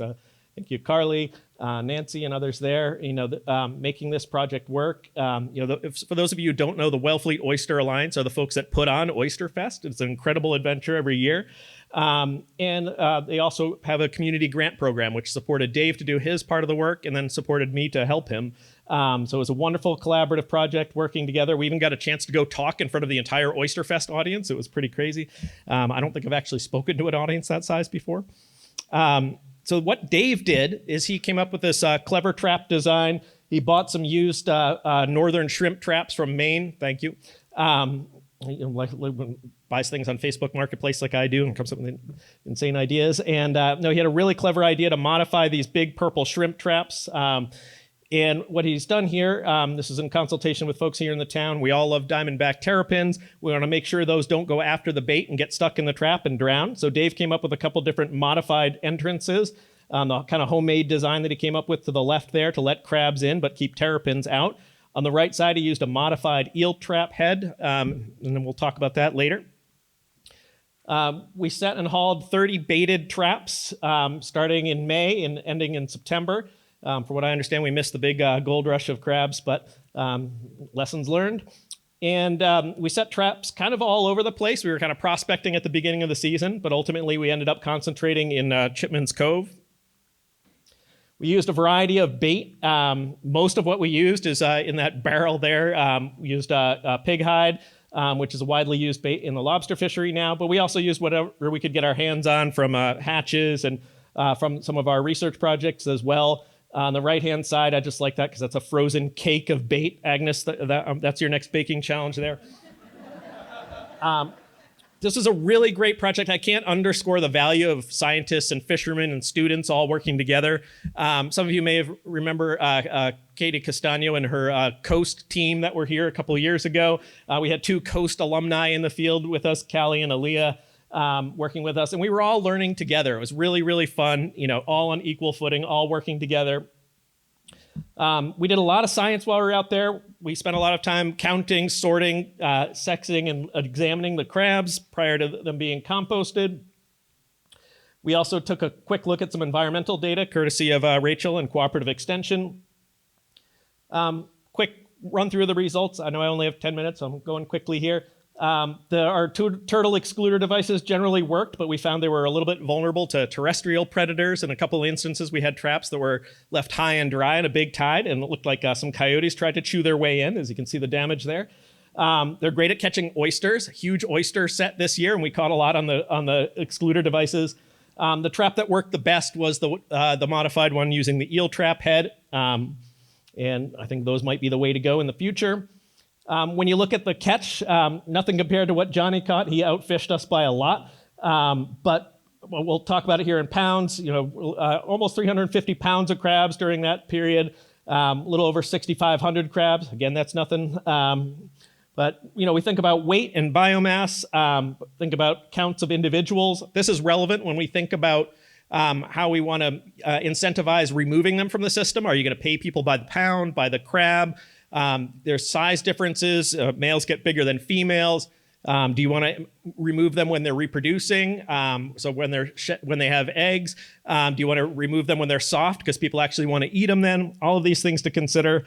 I'll blow right through these slides here. Just one of the things that the take homes here is that size, frequency, and sex ratio change throughout the season. So if you look at the graphs at the top there, kind of evenly distributed sizes across male and females early in August, mid-August, lots of small males.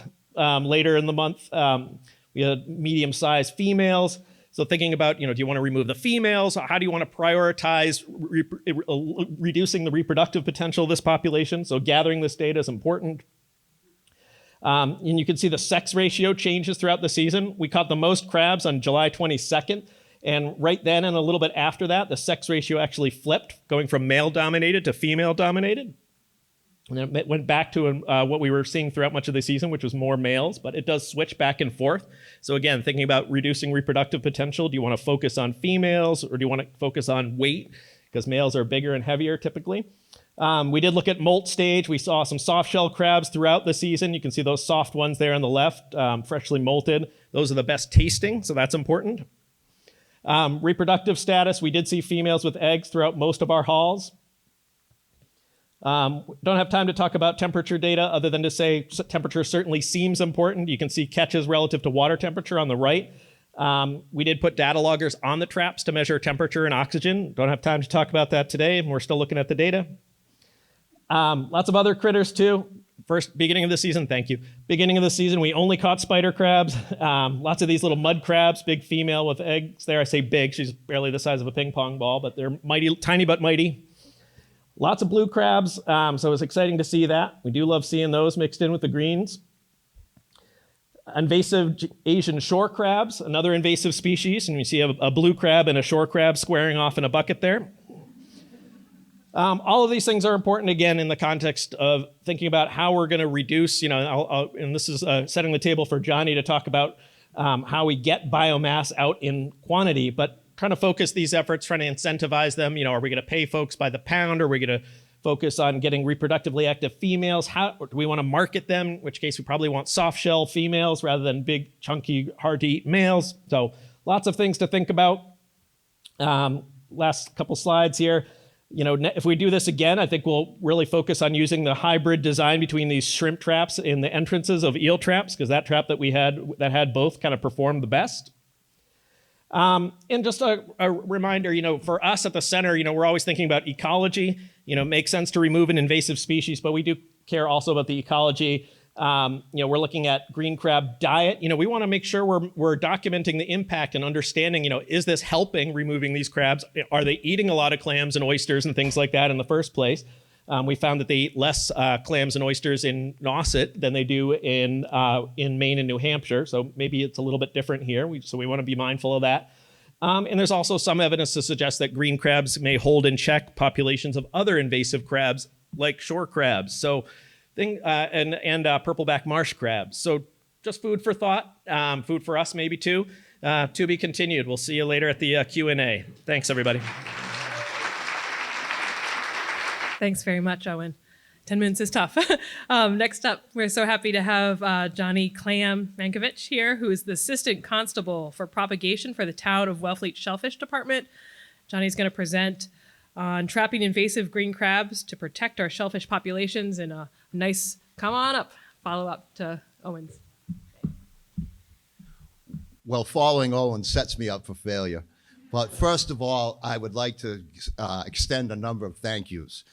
To the taxpayers of Wellfleet, to Town Hall administration, to our adroit shellfish constable, Nancy Savetta, to Adrian Kimmick of Hatch's Fish Market. He's a kind of a unicorn in the local fish market industry in that he cuts his own fish. I know that Owen got a little bit of the bait for him, but most of it goes to me. So let's say every time you guys buy some fish from Adrian, the frame and the gurry comes to trap our green crabs. I don't I don't know what got us going on this project. It's just a natural byproduct of Nancy and I.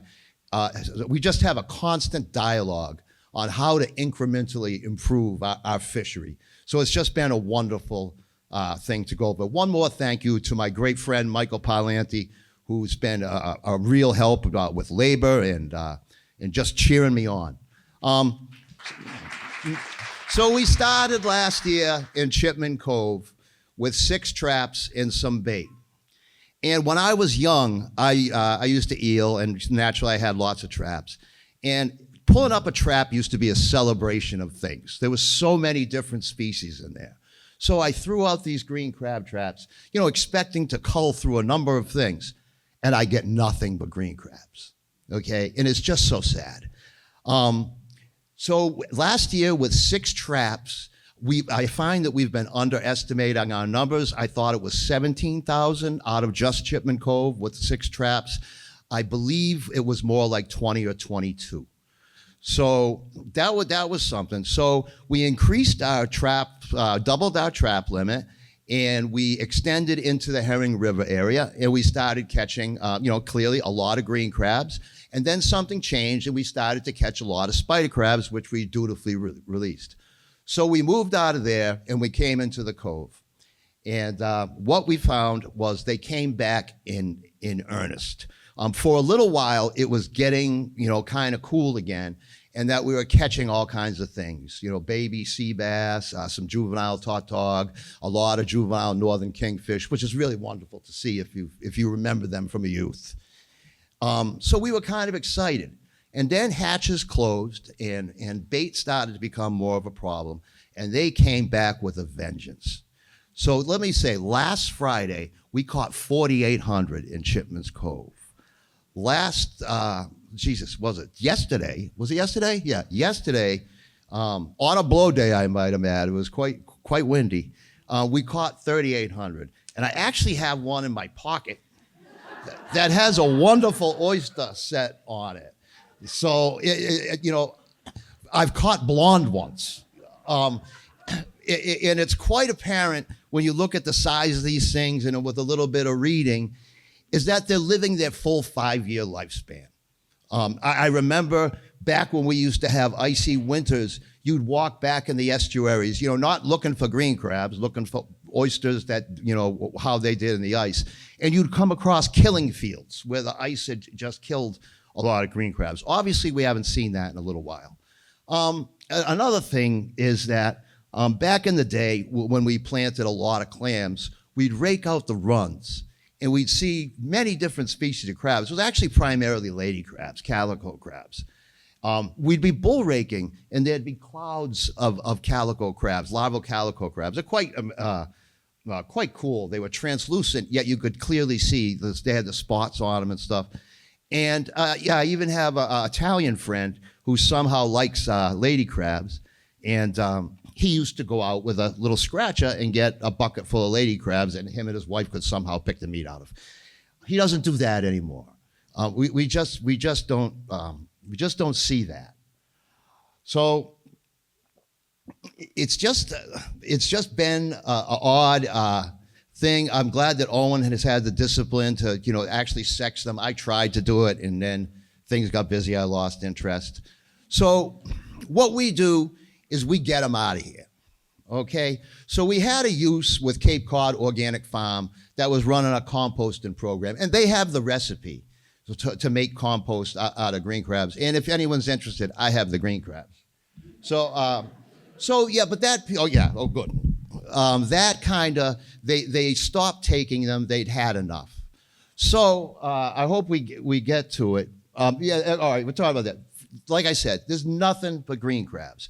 We had a brief period this summer where we were catching things. One of the grim moments was there was a nice northern kingfish, and it was still alive, yet these guys were eating him from the caudal fin working to the head.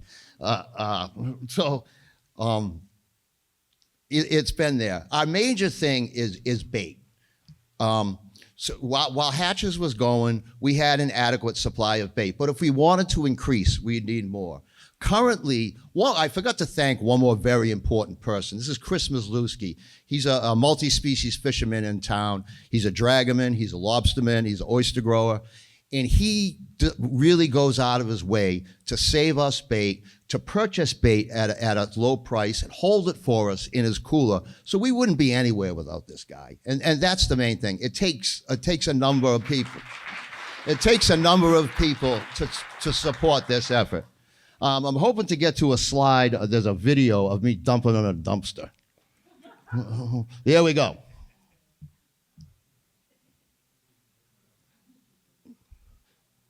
And I'm not that weak. That's heavy. So this is a typical day.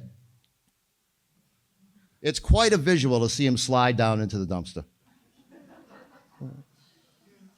So that brings me to like my real point about this, is that we don't have a real good use for them. I struggle to see monetizing them to a degree to be effective. So our mantra is everyone we catch doesn't get to eat and doesn't get to breed. So, and it's caused me a lot of ethical quandaries. You know what I mean? About the difference between invasive and non-native. For example, a lot of the freshwater game fish I like aren't endemic to this area. But if I caught someone throwing largemouth bass into the dumpster, live, I might hit them, you know. And yet I get a little bit sadistic about this. We want the feral hogs out of Texas, but I want those guys taking good shots. So that's been a fascinating thing for me, is the ethics of it. So I just go back to when you take something out of the breeding unit, it doesn't really matter if you lovingly turn them into sushi or if you throw them in a dumpster. That animal is out of the breeding unit. And I grew up in the tradition of taking good care of my fish and game meat. So it's just funny how you change through this. I truly feel that they're out competing everything. The state of Washington says that they eat 40 half-inch clams a day. I'm aware that their clams are different than ours. I lived out in Oregon for a while, and they don't have the shell density of our quahogs. So they say 40. So I say, how about be real conservative and say 15? 15 pieces of shellfish a day, okay? So 4,800 crabs times 15 is pretty good. Another thing we're seeing is that the set we caught on the shells this year in Chipman's Cove is still there. Another phenomena we didn't see is that oftentimes the bottom discs of our Chinese hats are cleaned off by these little guys. This year, that didn't happen. So I do believe that we are mitigating this issue a little bit just with a little effort and, a whole lot of support from everybody else. But it's about 2.5 man hours a week. 3-4 hours of man hours a week to go out twice a week and do this. So simply at high tide, when there's not a lot going on, we are able to do this and save some shellfish and we really feel we're doing some good. These critters are admirable in their ability to survive, but not here. Thank you guys so much. I really appreciate it.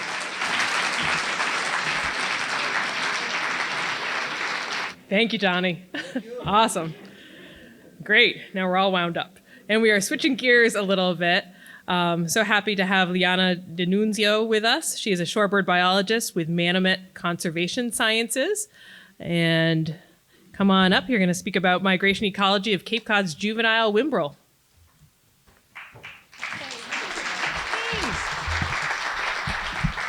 Thank you, everybody.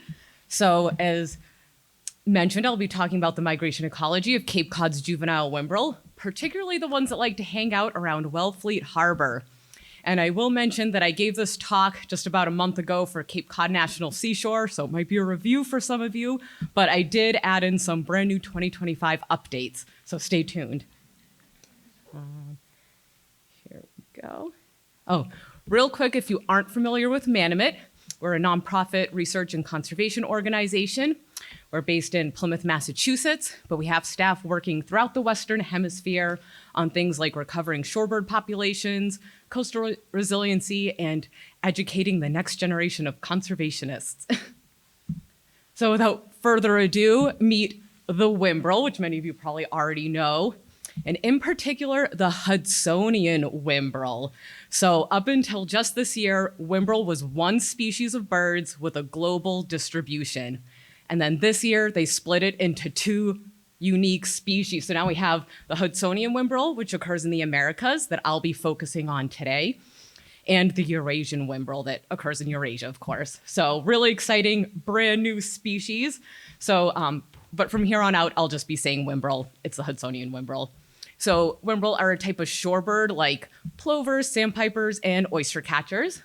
They have brown mottled plumage, distinctive dark head stripes, and a characteristic long down curved bill. And their bill is specialized for extracting hard to reach food items like crabs from their burrows. And they're about the size of a crow, which is actually fairly large for a shorebird. So whimbrel are long distance migrants. They begin their lives on the breeding grounds in early summer. And the breeding grounds can be in Arctic Alaska and Canada, as well as a population that breeds along the Hudson Bay. That's outlined in that pinkish orange color. And then between midsummer through the fall, they'll start migrating south to their wintering grounds or their non-breeding grounds. So on their migration south, they'll typically use the Atlantic flyway. There's different populations of whimbrel, by the way. I'm going to be focusing on the ones that use this Atlantic flyway for migration. And once they migrate south, they'll end up in their non-breeding grounds, which are highlighted in blue. This can be anywhere from southern US to that north coast of South America. They'll spend the winter there, just resting, feeding, taking it easy. And then in the spring, they'll return north to breed again and repeat the cycle. So in order to head north, they can either take the Atlantic flyway like they took on the way down south, or they'll make a loop out of it and take the mid-continent flyway up back to their northern breeding grounds. So whimbrel can only fly a couple thousand miles nonstop before they deplete their fat reserves. So they do need to stop to rest and refuel along the way. And these sites that they do this at are known as stopovers. And Cape Cod is an example of a whimbrel stopover site. A little bit about their population status. So unfortunately, like many other shorebird species, whimbrel are in decline, particularly the populations that use the Atlantic flyway, the ones I'll be focusing on during this talk. And there has been evidence of decline here in Cape Cod. Unfortunately, the main drivers of their population decline are not fully understood yet.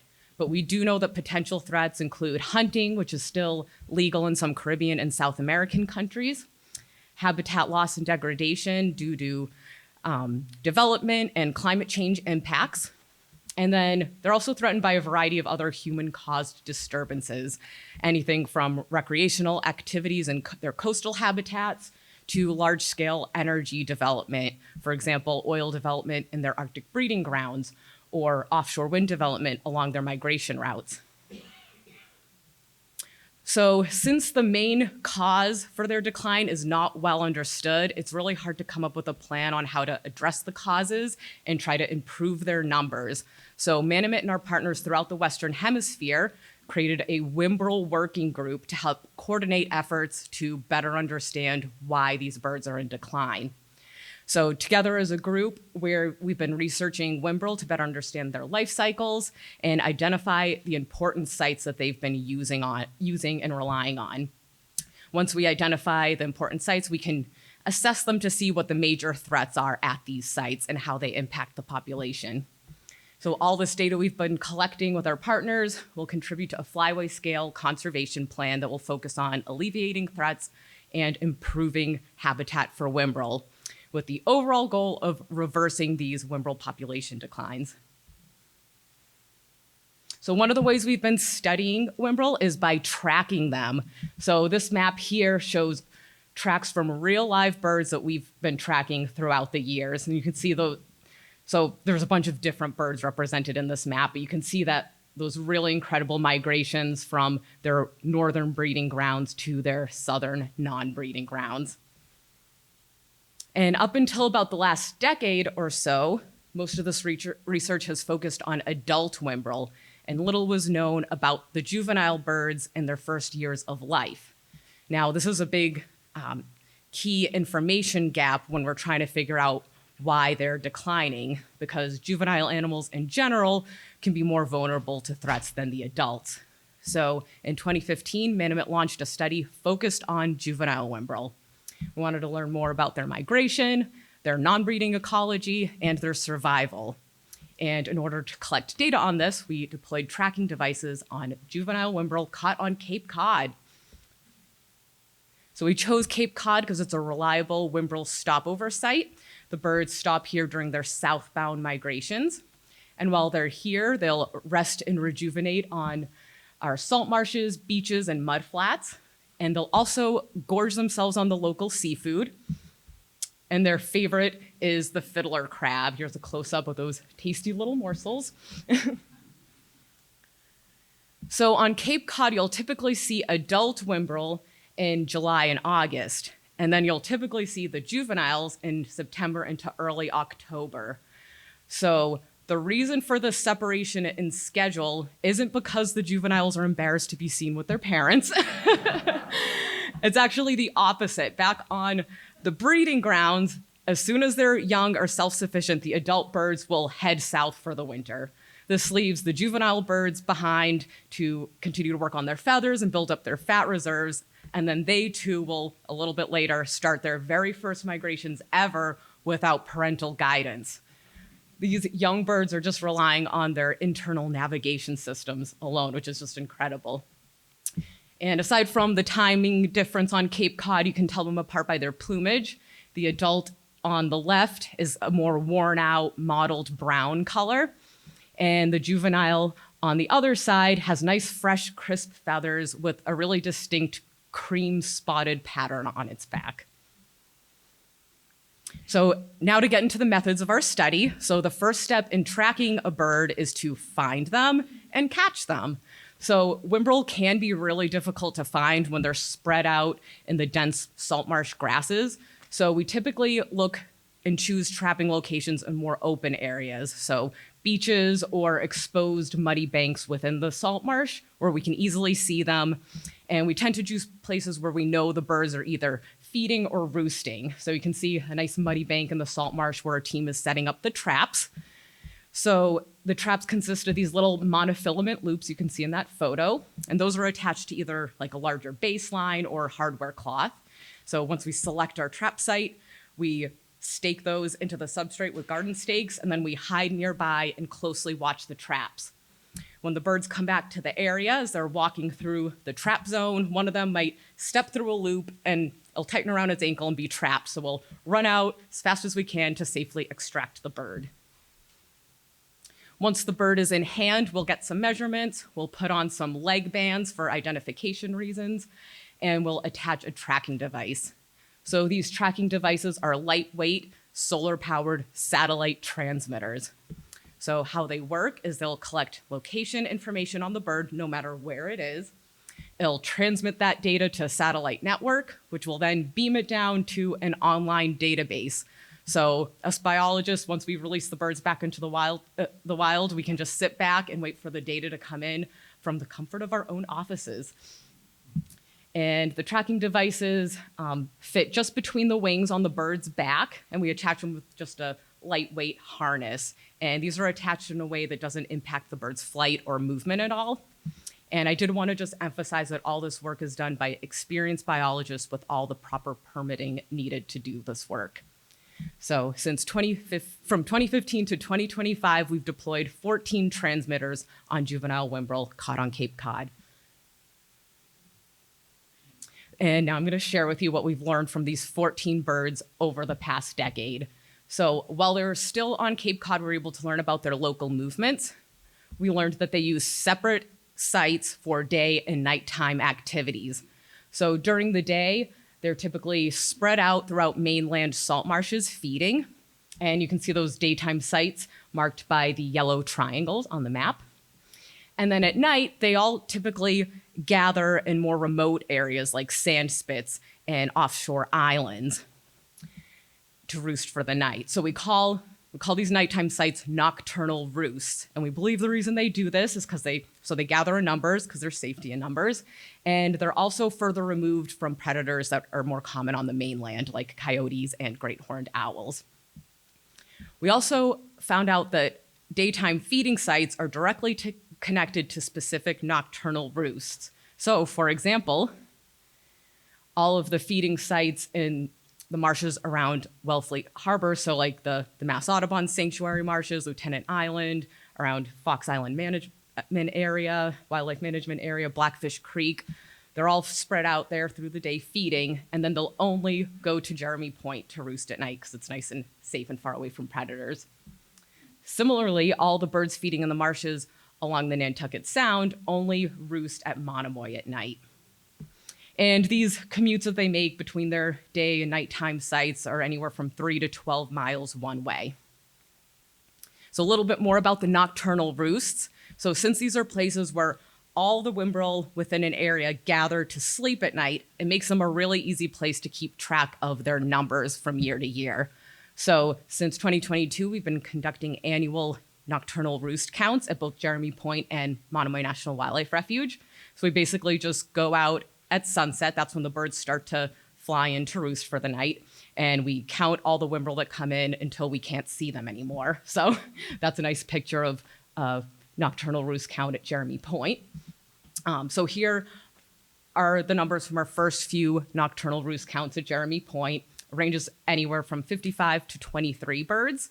And that gives us a good idea of how many are in the total Wellfleet area system. So once the birds got their fill of fiddler crabs, it was time for them to leave Cape Cod to continue their southbound migrations. And all of our birds that left Cape Cod launched off for a nonstop flight across the Atlantic Ocean. This took an average of 3 days to travel over 2,000 miles. And you can see their tracks there on the map. And this is made even more impressive because these birds don't soar like a hawk. They also can't stop and float in the water like a duck. They're actually just flapping the entire way and can't stop. So it's a really grueling journey, and all the birds that made that journey made landfall either in the Caribbean or in Venezuela. So I would like to highlight a couple of the more eventful transatlantic journeys. So one of the juveniles that we caught and tagged this year, shortly after it launched off from Cape Cod, it ran into not one, but 2 hurricanes, which sounds like a disaster, but this little bird was actually able to take advantage of that. So it was able to take advantage of the strong tailwinds of the storm. So you can kind of see the wind direction is heading south along the east coast. It was able to tap into those tailwinds, and it actually allowed it to double its travel speed. This bird was flying at 80 miles per hour.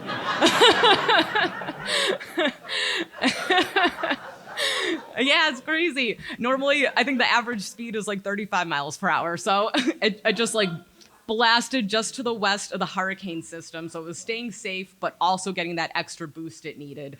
And it did eventually safely land in Venezuela just a couple days later. So really impressive. This is a bird that's only a few months old, and it was able to take advantage of this terrible situation.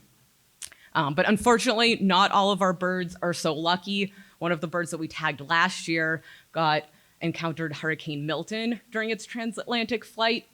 And you can kind of see the poor little thing swirling in the winds down at the bottom. This bird was ultimately lost at sea just east of Bermuda. So this is just a harsh reminder of how difficult these long distance migrations are for these birds, especially at a time of intensifying storm power and frequency. And it really highlights the importance of stopover sites like Cape Cod to help prepare these birds for these really long, dangerous journeys. It's just, crucial for them to get enough food and rest so they're prepared for whatever might come their way. So for our birds that did make it to the non-breeding grounds, they settled in either British Virgin Islands, Venezuela, Guyana, Suriname, or Brazil, marked by the green squares. And while on the non-breeding grounds, they used habitats like mangrove forests and mudflats, where they also fed on fiddler crabs, just a different species. They used the same sites for day and nighttime activity, so one-stop shop, which is probably more convenient for them than doing the daily commute.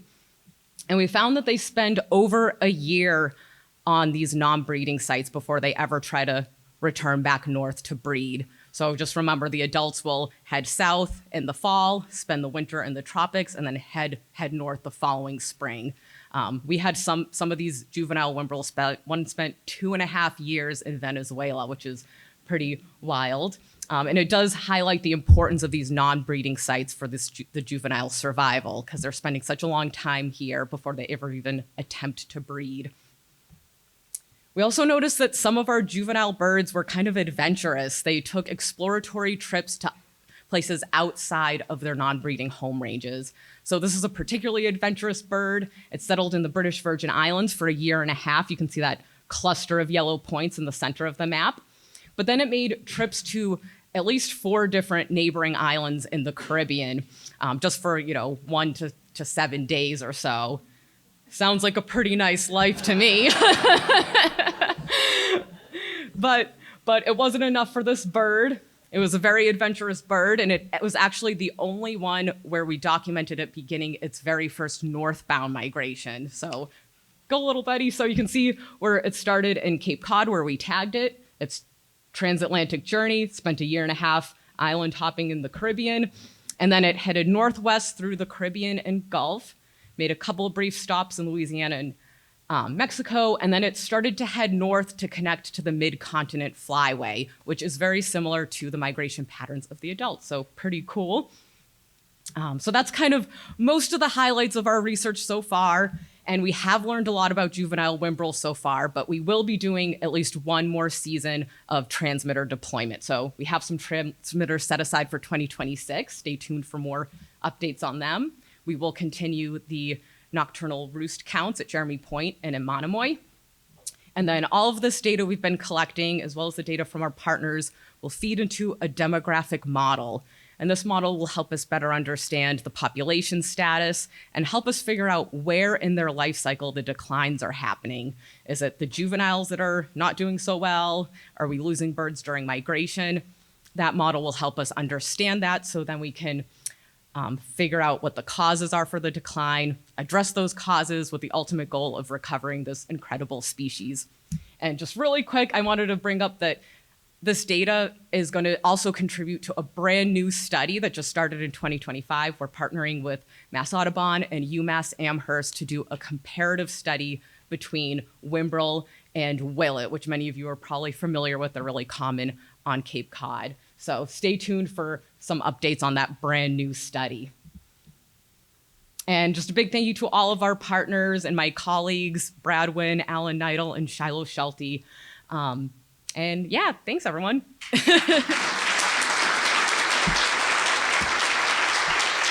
Thanks very much, Leanna. Great presentation. And last but certainly not least, we are so thrilled to have Ben Cahagan here, with Recreational Fisheries Program Leader with Mass Division of Marine Fisheries, presenting on the striped bass population in Massachusetts and Atlantic Coast. And we appreciate your making time. Thank you so much. All right, so Abby asked me to come down here. I was really happy to do it. Full disclosure, I usually give this talk like in 3 times as amount, like in 60 minutes to about 1/3 of the people. So we'll see how this goes, going down to 20 minutes for all of you. I also have really fat thumbs, so at some point I will mess this up. And then just for our red light sensitive people, am I loud enough if I have to come over here and explain a figure? Everybody can hear me? Great. All right, I'm a loud person. I get a lot of complaints, but it serves me well in this situation. So here we are. Gonna try and cover a few things about striped bass, their population status, where we are in management, and talk a little bit about some of the things Mass DMF has specifically been focusing on over the past 5 years or so. So I can go right to the cut. How many people knew there was a management action this week for striped bass? Anybody? We got people. All right. Yep. So you probably might also know there's going to be a minimum amount of rule changes coming into next year. I left out all the Chesapeake Bay stuff here, but what you need to know is that the rest of the coast is going to start measuring striped bass the way that we are now in Massachusetts, that changed last year. We said you can no longer either squeeze or fan the tail apart, because that made it so you could kind of get around that slot and made that 3-inch slot more like a 4.5 to 5-inch slot. So we said you have to only do it one way. The rest of the coast is going to do that now. Do we have any commercial fishermen, striped bass commercial fishermen in the crowd? Not a one. Really? Not one commercial striped bass fisherman. All right, well, I'll just not focus on that too much. But right now, this has always been an open access fishery for us. And it's been the way we've been able to do that, because we sell about 4,000 permits a year, but usually we have about 1,000 active fishermen every year. And there's usually a couple hundred that come and go from that 4,000 and 1,000 every year. We're now going to have to, and we do that, so we have the tags at the dealers. And then when anglers bring in the fish, they get tagged there. We now have to transition to anglers tagging their own fish before they bring them to the dealer. That's going to probably lead to some regulation changes on our part, and you can keep track of that. We put out advisories, go to our social media, whatever you need to do, however you like to do it. Finally, for probably what everybody cares about in this room, there won't be any changes to the recreational fishing season or regulations for next year. The management board opted not to do a conservation cut of 12%, which would have probably led to a part of the year where we were not able to harvest striped bass. You could fish for them all year long still, but it would have led to a regulated harvest season.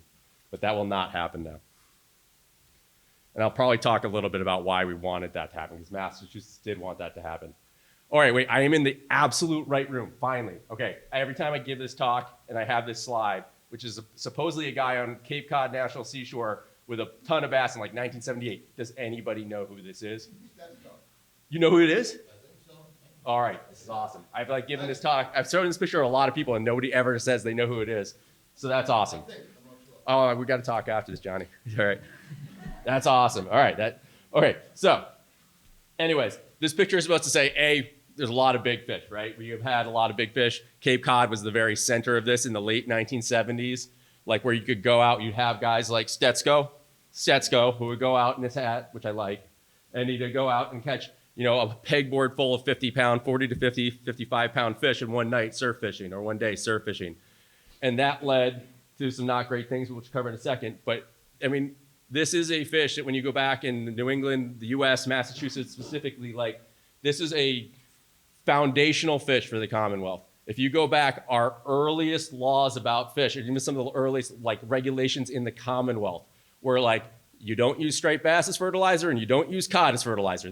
They're too good for that. Those two fish, as I've said before, I've said in other forums, cod might be hanging in the state house, but I think it wasn't a popular vote. It's because I think striped bass might have given them a run for their money.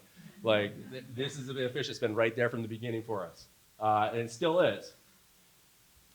So we're going to step away from the microphone here for a second, and I'm going to try and explain this figure, which is the most often cited seen figure you'll see for striped bass. So on the left-hand vertical axis, which corresponds to this blue shaded area, that blue bar, and that dashed blue bar, we're talking about spawning stock biomass. That's the weight in millions of pounds, in this case, of mature female striped bass. And for fishery science, for a lot of reasons, which I don't have time to go into, that's often how we talk about how many fish we are in the sea. Because we hope that it will then predict how many young get born. How many young get born in this case are these red bars. And if you think about how big the blue is, predicting how big the red bars are, you don't necessarily see it in this case, because there's a lot of other things that I also don't have time to talk about that change that relationship. But what you can see, striped bass mature at 6 to 8 years of age. So if you look at these red bars, so we're coming out of this period in the late 1970s, early 1980s. We had a long period of low recruitment, small red bars. We didn't have a lot of fish coming up in the fishery, but we had a lot of those fish like that people were catching. And nobody said catch less fish. So we ended up with this very, very low spawning stock biomass. We had to shut everything down pretty much. But what you'll notice that the red bar, even though as a scientist we think about the blue predicting the red really tracks 6 to 8 years out what the blue fill looks like, how many females we have.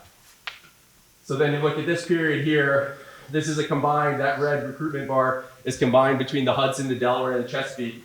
And we have a period of pretty low recruitment with 2 outliers in 2015 and 2018. This is through 23. 24 and 25 are also very bad. 24 was like historically like terrible. 25 was not good either. So that's kind of where we are somewhat like right now with striped bass ecology and management. Dipping back in a little further into why we care about this in Massachusetts. This is typical finfish landings, composite over like 5 years. Recreationally, like striped bass and mackerel are our highest amount of contribution to our catch by weight. So think about that. Mackerel's competing with striped bass, and we're talking about, small fish. But so a lot of mackerel, but striped bass are right there. Huge part of our coastal economy, probably $500, $600 million a year in Massachusetts from the recreational striped bass fishery. Just how much business they're bringing to local bait tackle stores, gas stations, restaurants, everything. Commercial, it's a much smaller slice of the finfish pie. This does not include shellfish, Johnny, because you just swamp us right out of this figure. But it is important. As I said before, it's one of our last open access rod and reel fisheries where if anybody wants to fish, they can go do it, which we think has a value. Because there's no commercial anglers here. How many of you bought striped bass to eat this year? There we go. Okay, so that's for me. I get side eye from a lot of fishing groups I talk to, who are all recreational fishermen when I bring this up. But like a lot of people, that's their connection to this fish, and I think that's important too. And try and get people to take a moment to think about that. So turn that on its head. We're also incredibly important to the entire coastal stock because most of the coastal stock migrates to Massachusetts waters every year. And I'll go into that in a second. So the amount of trips we take every year, we're typically first or second. The amount we catch, first or second. And then our commercial landings are locked in from a quota system and third. So not only are striped bass super important to Massachusetts, Massachusetts is absolutely crucial to the entire coastal population with all the different spawning rivers of striped bass. We have the outsized impact. Going back to some of these ecology things, they're spring spawners, much like the river herring we see. They just need much bigger rivers to do it. These young, it's really cool, a lot of like crossing over to the whimbrels and everything like that. They have a very similar migration ecology where these young will stay in their natal estuaries from 6 months, 8 months, till 4, 5, 6 years. But eventually they come out and most of them, not everyone, but most of them come and join this migratory population along the coast. And so you can see all these areas that we know we get spawning contributions from in this figure here, from the Roanoke River in North Carolina all the way up to the Hudson River. I should actually update this. Kennebec River, also seeing fish come out of there now, which is really great. And that's about dam removals, opening up spawning habitat, stocking fish to reestablish that population. There is a huge, I'll take half a second to say there's a huge boom of fish in the Canadian Maritimes. Up in like the northern Maritimes right now, those fish do not have connectivity with our population. There's a lot of stuff on the internet you can read that people say, oh, they're doing great up there. Maybe the fish just moved up there and we still have the same amount of striped bass. And it looks bad. That's not what's going on. I'll go into some genetics in a second, but that's not what's going on. So just to emphasize, these are where all the fish come from. That's how we manage them, which is never, ever a good idea. Just not a good idea. So that's one of the things I'm going to talk about today. And the other things I'm going to talk today about what we've been working on at Mass EMF is this. So similar to that figure I showed you before, we have going from 1982 to 2024, our recreational release mortality in these dark blue bars, right? We have the total mortality in millions of fish every year along the Atlantic coast, split up between the recreational fishery, whether harvest in the light blue, or recreational release mortality in the dark blue, and then commercial, which you can see is typically around 10%. That commercial harvest coastwide is roughly 10% every year of the overall mortality from fishing. So 0.1, these numbers might get adjusted with some new data that's coming out, but by and large, recreational fishing is the driver of what's going on with mortality for this species. It's not commercial fishing, it's recreational fishing. The second takeaway is that we have thought that in some years, recreational release mortality, so that's just catch and release fishing, could be over 50% of the total fishing mortality. So catch and release fishing could be driving that whole fishing mortality issue we have right now. So one of the things we did, and I'm gonna have to run through this stuff, so bear with me please, is we had done a 5-year odyssey of post-release mortality work with striped bass. It's had 3 phases. I'm just showing you the phases here. We have a lot of experience doing this kind of work at DMF with a whole bunch of groundfish, and it's been great to take that experience and apply it to striped bass, which is such an important fish. Anybody contribute to our citizen science? Did anybody sign up for the citizen science portion of this? Nope? Okay. Balcony. I couldn't see that. I have this light right here. Thank you. How many people here have a recreational saltwater permit? A lot of hands. All right. I do want to thank you. I do want to take a second to point out that everything I'm talking about, first of all, my first 10 years, I was paid out of that. So I'm here because of that recreational saltwater permit funding that didn't exist before. And then all the research I talk about was funded by that. So thank you, recreational permit holders. That's what you get for your permit. Like, this is an awesome thing that we did in Massachusetts where all that money goes into it, and we're trying to make our fisheries better. So that's awesome. It's public access, it's stuff like this, it's river herring restoration. That's where the money goes. So we did some acoustic telemetry, which works a lot like what Leon was talking about.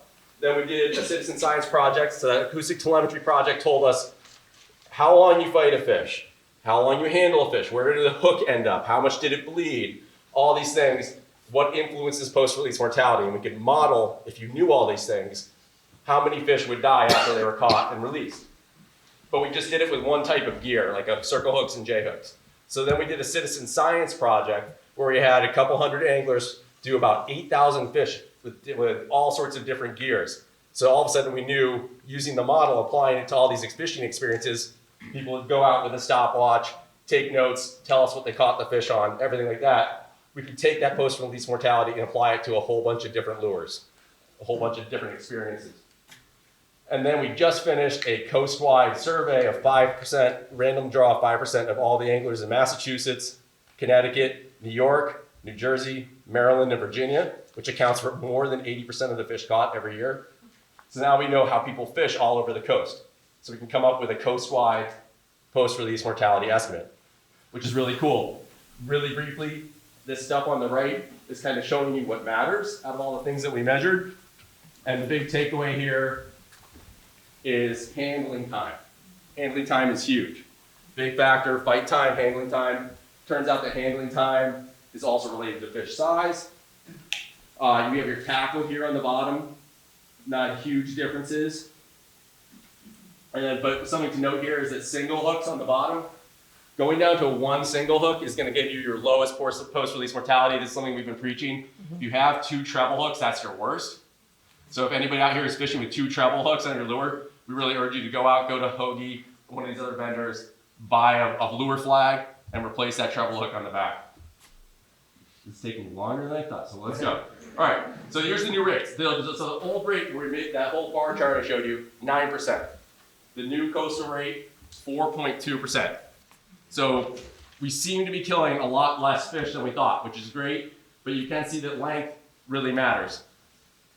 Bigger fish are still pretty high, 7-8%. So it's not simple to apply that to what's going on. We can't just simply say, hey, we're killing a lot less fish than we thought.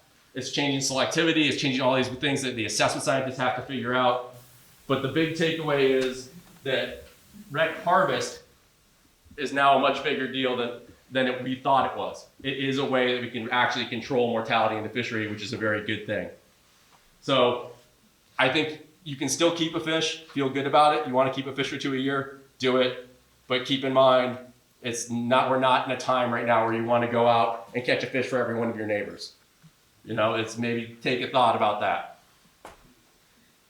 So, where do our fish come from? I kind of alluded to some of this earlier. We did a huge genetic study, about 5,000 samples spread over 5 years. And overwhelmingly, they're coming from the Chesapeake Bay and Delaware River. That's where our fish come. 70 to 90% of our fish, depending on the time of year and where you're fishing.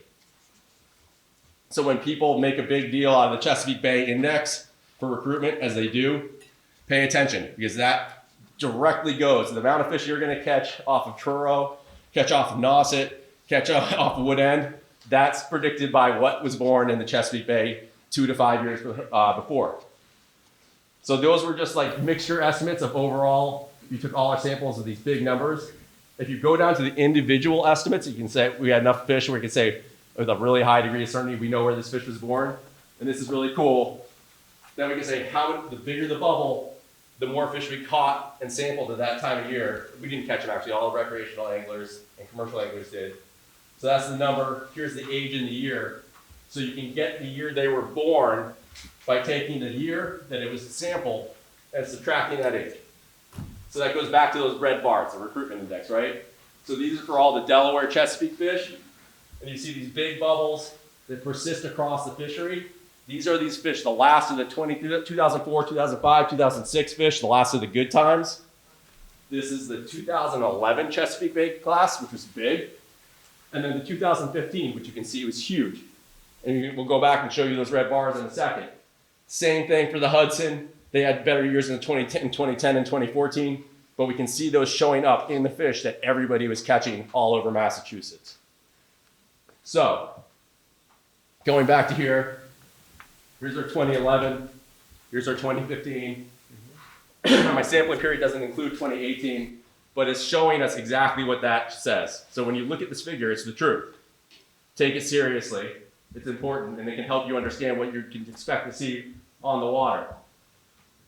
So I would guess, I know my fishing experience, a lot of people I talked to was a lot like this year. Here's your length at age. So we got your age on the bottom and your length. So this year, most of the fish in 2018 were right around your slot size, right? 31, 32. Most of the fish, 2015, high 30s, 2011, low 40s. And then if you go around Massachusetts waters, that's what a lot of people were seeing a lot of. There is some fish in between those sizes, but if you got into a school of fish, it was like, I just got 5 fish that were 42 inches long, 41 to 43 inches long. I just got 6 fish that were like 30 to 32. That's what you're gonna see on the water. And that's something to think about what you're gonna continue to see on the water. So, how much time do I have? 1 minute, all right. Where are we going? I just made this yesterday. So I explained SSB to you, right? So that was set arbitrarily in 1995 when they were recovering from the big crash in the 70s and 80s. In 1995, everybody said, we like the way this fishery looks. We'll tack SSB right there. We'll say that's our reference, and then this next one's 125% of that. That should be our goal. So right now, our SSB will probably, our spawning stock biomass will probably hit that right now we're actually above the threshold level. We might get up to the reference. That's the idea, is they have to get up to the target level. So that's what that looks like.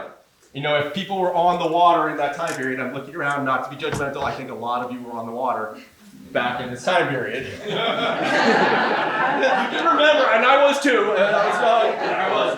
This, not so great, right? But this was, yeah, these were good years, right? Like that orange bar covering this whole stretch of years, those were good years for straight bass fishing. Before that, not so much. So that's where the spawning stock biomass is gonna be. We're gonna get there. This is the abundance. And this is where we're locked in. Down there in like 1987. So how many people were fishing in 1987? A few of you. Not as much fun. And we're on the other side of it. You know, like we're not on the upside where it's a bunch of small fish growing up. A lot of fish everywhere with opportunity, fun to catch, easy to catch, widely available. We have a lot of bigger, older fish, further offshore, harder to catch. So that's where we're going right now. Hopefully I had to run through this, gives you some idea of why we vote the way we do. Some of the things we talk about here, why you might want to be concerned that there aren't more cuts and there isn't more proactive things happening with striped bass. Yep, sorry, I did that verbally. In summary, thank you everybody for caring about this fish. Thank you for getting your licenses and helping us do this work because we think it's very important. We've been leaders, we want to continue being leaders for striped bass in the entire coastwide management of things. I am not going to read through all this, you can read. I want to say thank you to everybody. If you have a striped bass license plate, that helps fund some of this work too. And I think it's a great thing to get. I have one on my truck outside. And I want to say thank you. I'm up here. I am like the, I want to say thank you to our entire striped bass research team. I am like the figurehead under the bowsprit here on this thing right now. But there's a lot of people doing a lot of different things to make this work. So thank you to everybody who did that. And thank you for your time. Thanks so much, Ben. All right, Johnny, where can I buy or donate funds for your work and also to receive recipes for green crabs for private consumption.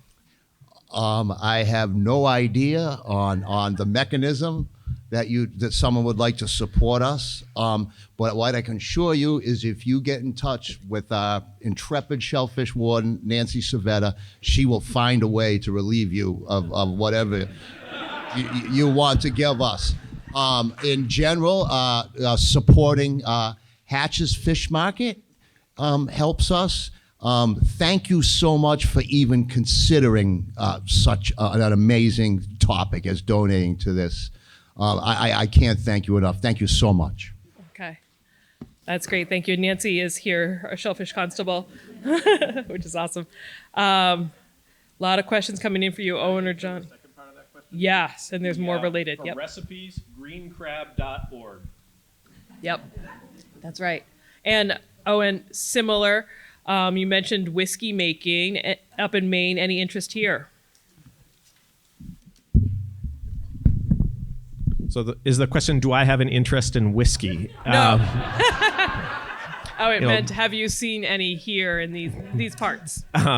No, I don't know that any distilleries around here are doing anything with green crabs right now. There's a lot of work with kelp and other species. But one of the cool things about that green crab whiskey was that it made global headlines that these people were doing this. And I mean, like I said, it just had like a little essence of green crab. It was, it was what it was, but it really raised a lot of awareness. So I think anything like that is really important because it brings awareness to what we're all navigating right now with these invasive species. So thanks.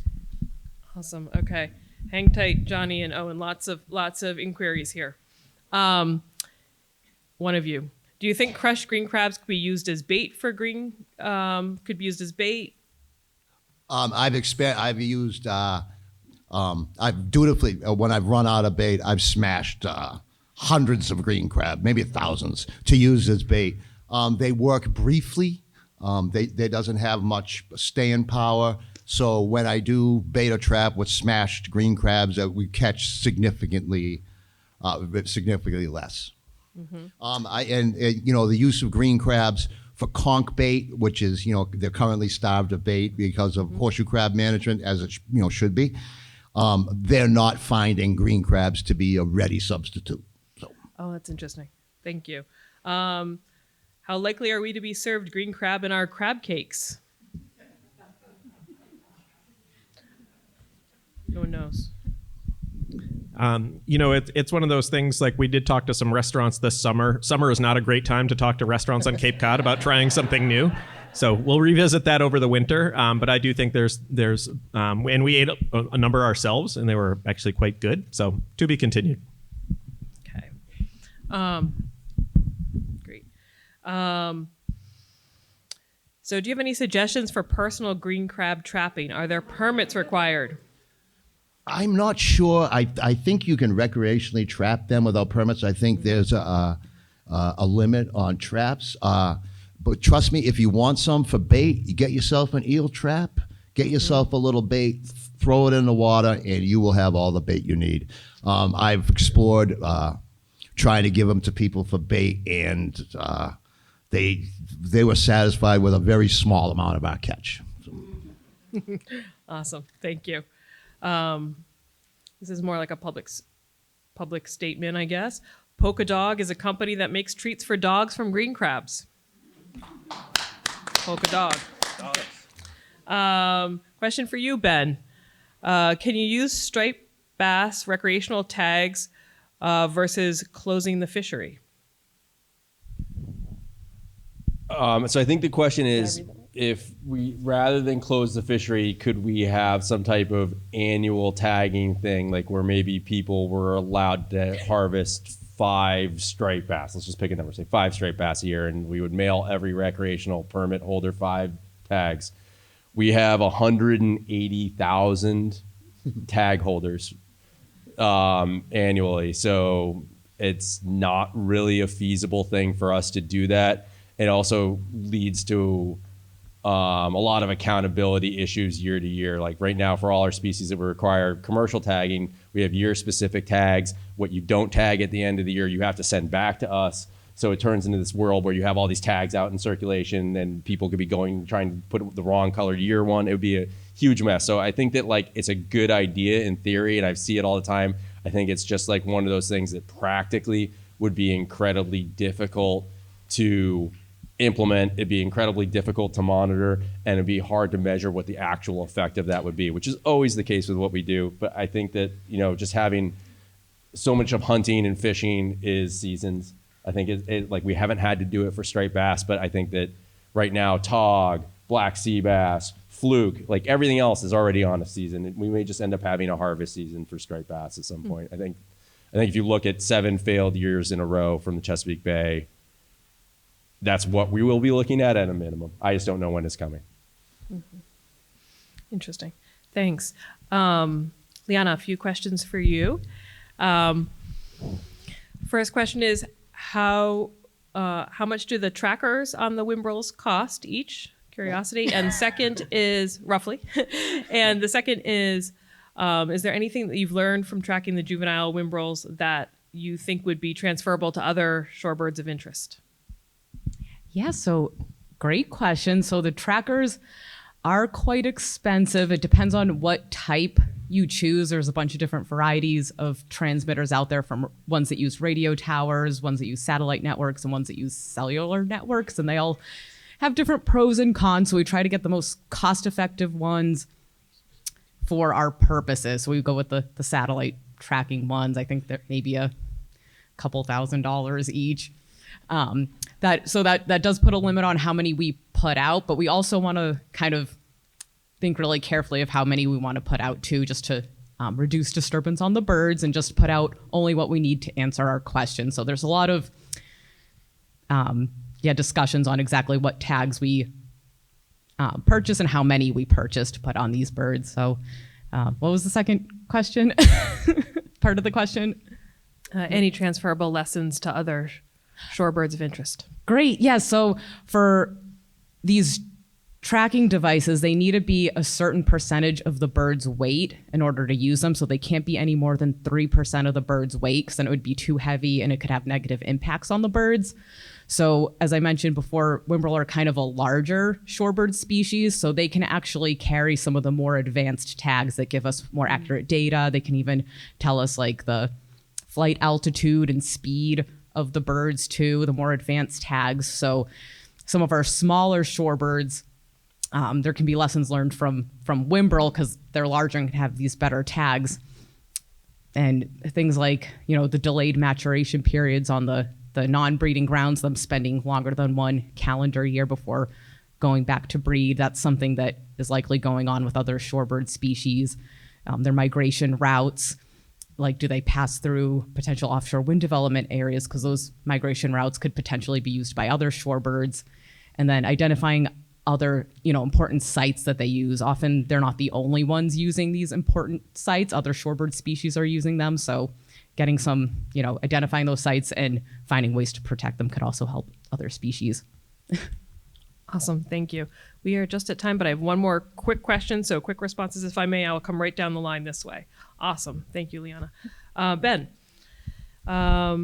is there any education happening connected with anglers in terms of the Keep Them Wet campaign? The Keep Them Wet campaign is fantastic. The Danilchuks do a great job with that. I think that a lot of the lessons and the things that they impart are absolutely transferable to everything we've learned too. So it's great if you want some really good resources about the actual practice of landing a fish and handling it well to maximize their survival after you catch them. Go check them out. I think it's keepthemwet.org. Mm-hmm. Go check that out. We have a bunch of resources as well as links to their stuff on our website and DMF, including some videos, and we'll keep on putting out more information as we go. So look for more this winter. Super. Thanks so much.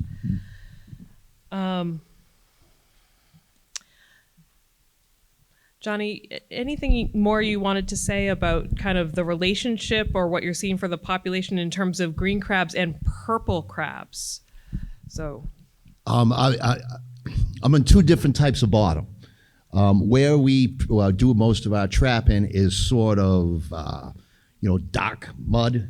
It's not the sand like we have in South Wellfleet. So I never see those huge, masses of fiddler crabs moving across there. So for myself, I can't comment on anything. I would imagine that green crabs would mount them. Yeah. Awesome, thanks. And Owen, you're welcome to comment on that too. And Owen, for you, just kind of a general question about your observations about crab populations in terms of the loss of salt marsh that we are experiencing along the coastline. Yeah, I mean, we don't, those are tough questions to answer because we're not doing a lot of, quantitative population monitoring yet. In other words, we don't have great estimates of how many crabs there are or were, because we don't eat them. You saw how much time Ben spent talking about stock assessments and numbers. That's something that's high value and we eat them. So we're only now starting to really get good at thinking about how to quantify how many there are or how many there were. That's really important. And to the previous question with respect to purple crabs or Asian shore crabs, some of these other species that are either invasive or destructive to salt marsh habitat, I think those are all important relationships to be looking at right now. But I think, unfortunately, we're just kind of getting a start on recognizing the importance of these species and trying to quantify that and trying to put numbers to it.